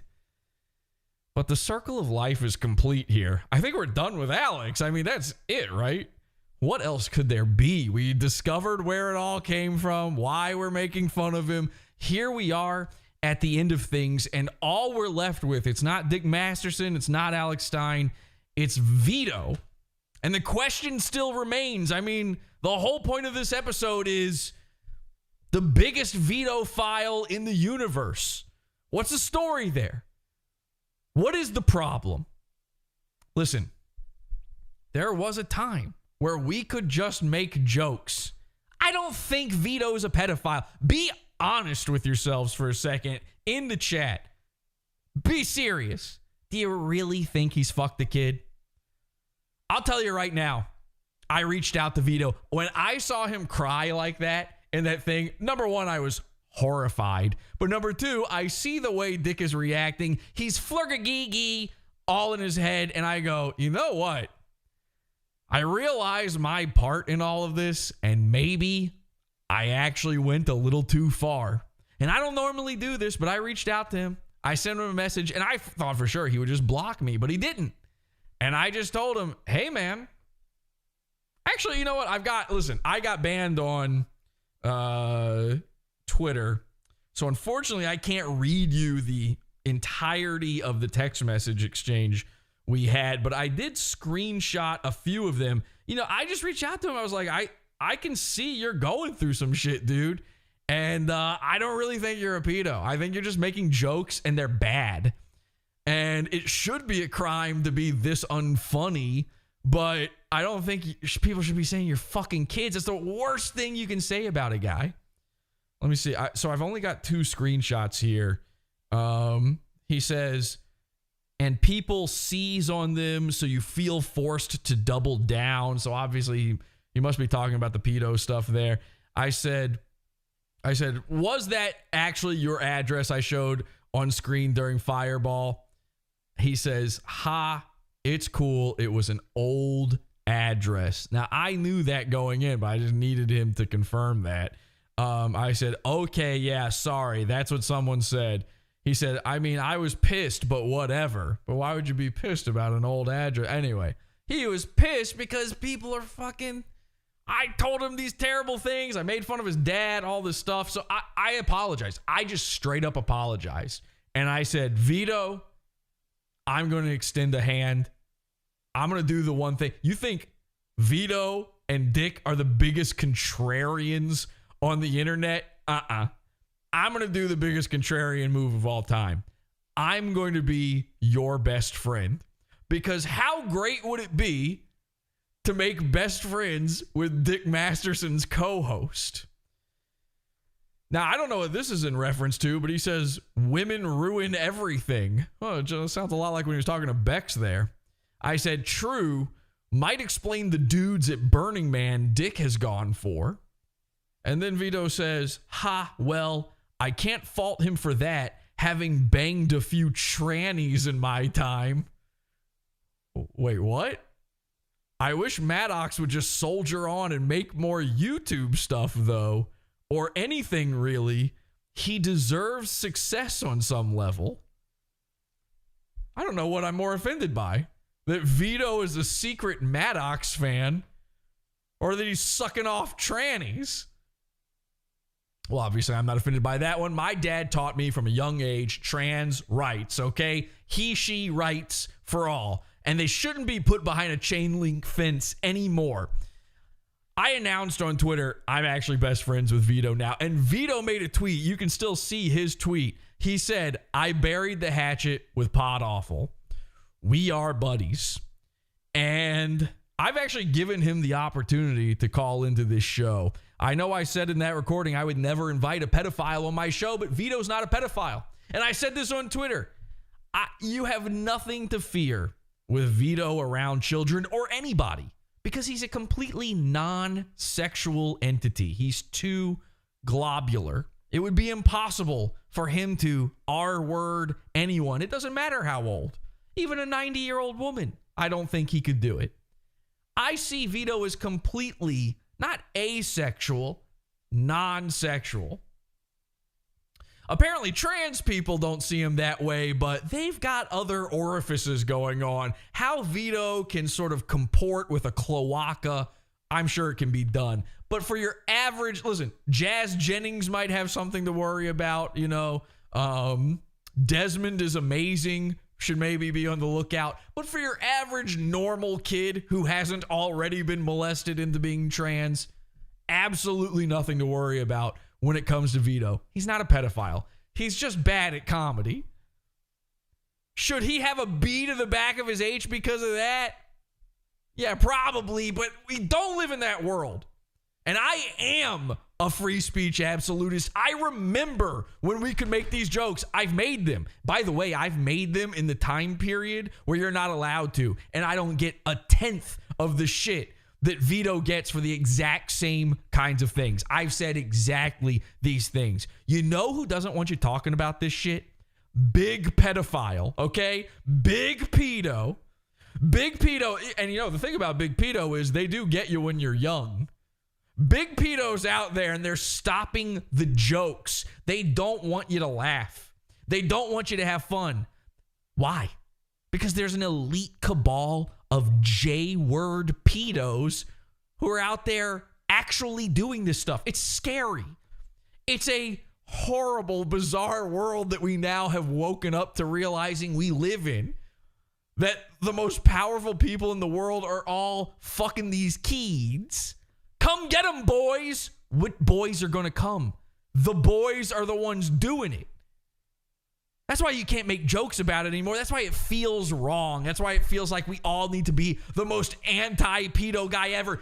Everybody is an anti-pedo guy under a certain tax bracket. That's all of us. But it doesn't mean that it's not sometimes a little funny. You going to tell me you didn't laugh a little bit during the Jody interview? You probably did. I saw the chat room. Nobody, not Big Pedo, not you, nobody can tell me that it's not extremely funny to make fun of a guy you know who got diddled as a kid. You're going to tell me right now that I'm not allowed to make fun of Mersh for having his first sexual experience be with not only a man, but a family member when he was a child? You're going to tell me I can't laugh at that and make jokes about it? I doubt it. It's all about the right target. And Vito was the right target at the right time. And you all rolled over and exposed your soft, white underbellies and allowed the internet to molest you into this. You allowed Big Pedo to control you. You allowed Dick to distract you with the cuties ball and take your attention away from Juju the cow. If my whole point in all of this is to figure out who's the biggest pedophile in the universe, well, I guess it's not Vito. But I'll tell you this. I was the biggest Vitophile all along. And I think we learned something here today. I'm going to see you guys in the Pod After Show right after this. Join the Pizza Fun, podawful.pizza. We'll get started in just a few minutes here. And we might even get a call from Vito. We've got a whole video here where Salvo, our friend of the show, a guy who we gave a second chance to as well. The whole internet came after Salvopancakes and said that he is a pee-pee poo-poo guy. And we put him to the test. Maybe, just maybe, if you actually give Vito the chance, maybe he would take the pee-pee test. Flamenco wouldn't do it, But I've talked to Vito. Vito's willing to do some. I've actually talked to Vito about putting together some very funny comedy sketches. He actually was pitching more ideas back to me and everything. It was kind of crazy. So we may speak to Vito in this Pod After show. We've got this Salvopancakes versus Vito call, which is actually pretty illuminating to our whole situation here as well. We'll go over all of that and talk to the people on Discord and just hang out for a little bit. Podawful.pizza. Join the dregs of society level and get access to that and a whole lot more. We'll be live in there in just a bit. And until next time, don't go on the internet tomorrow and have an awful day.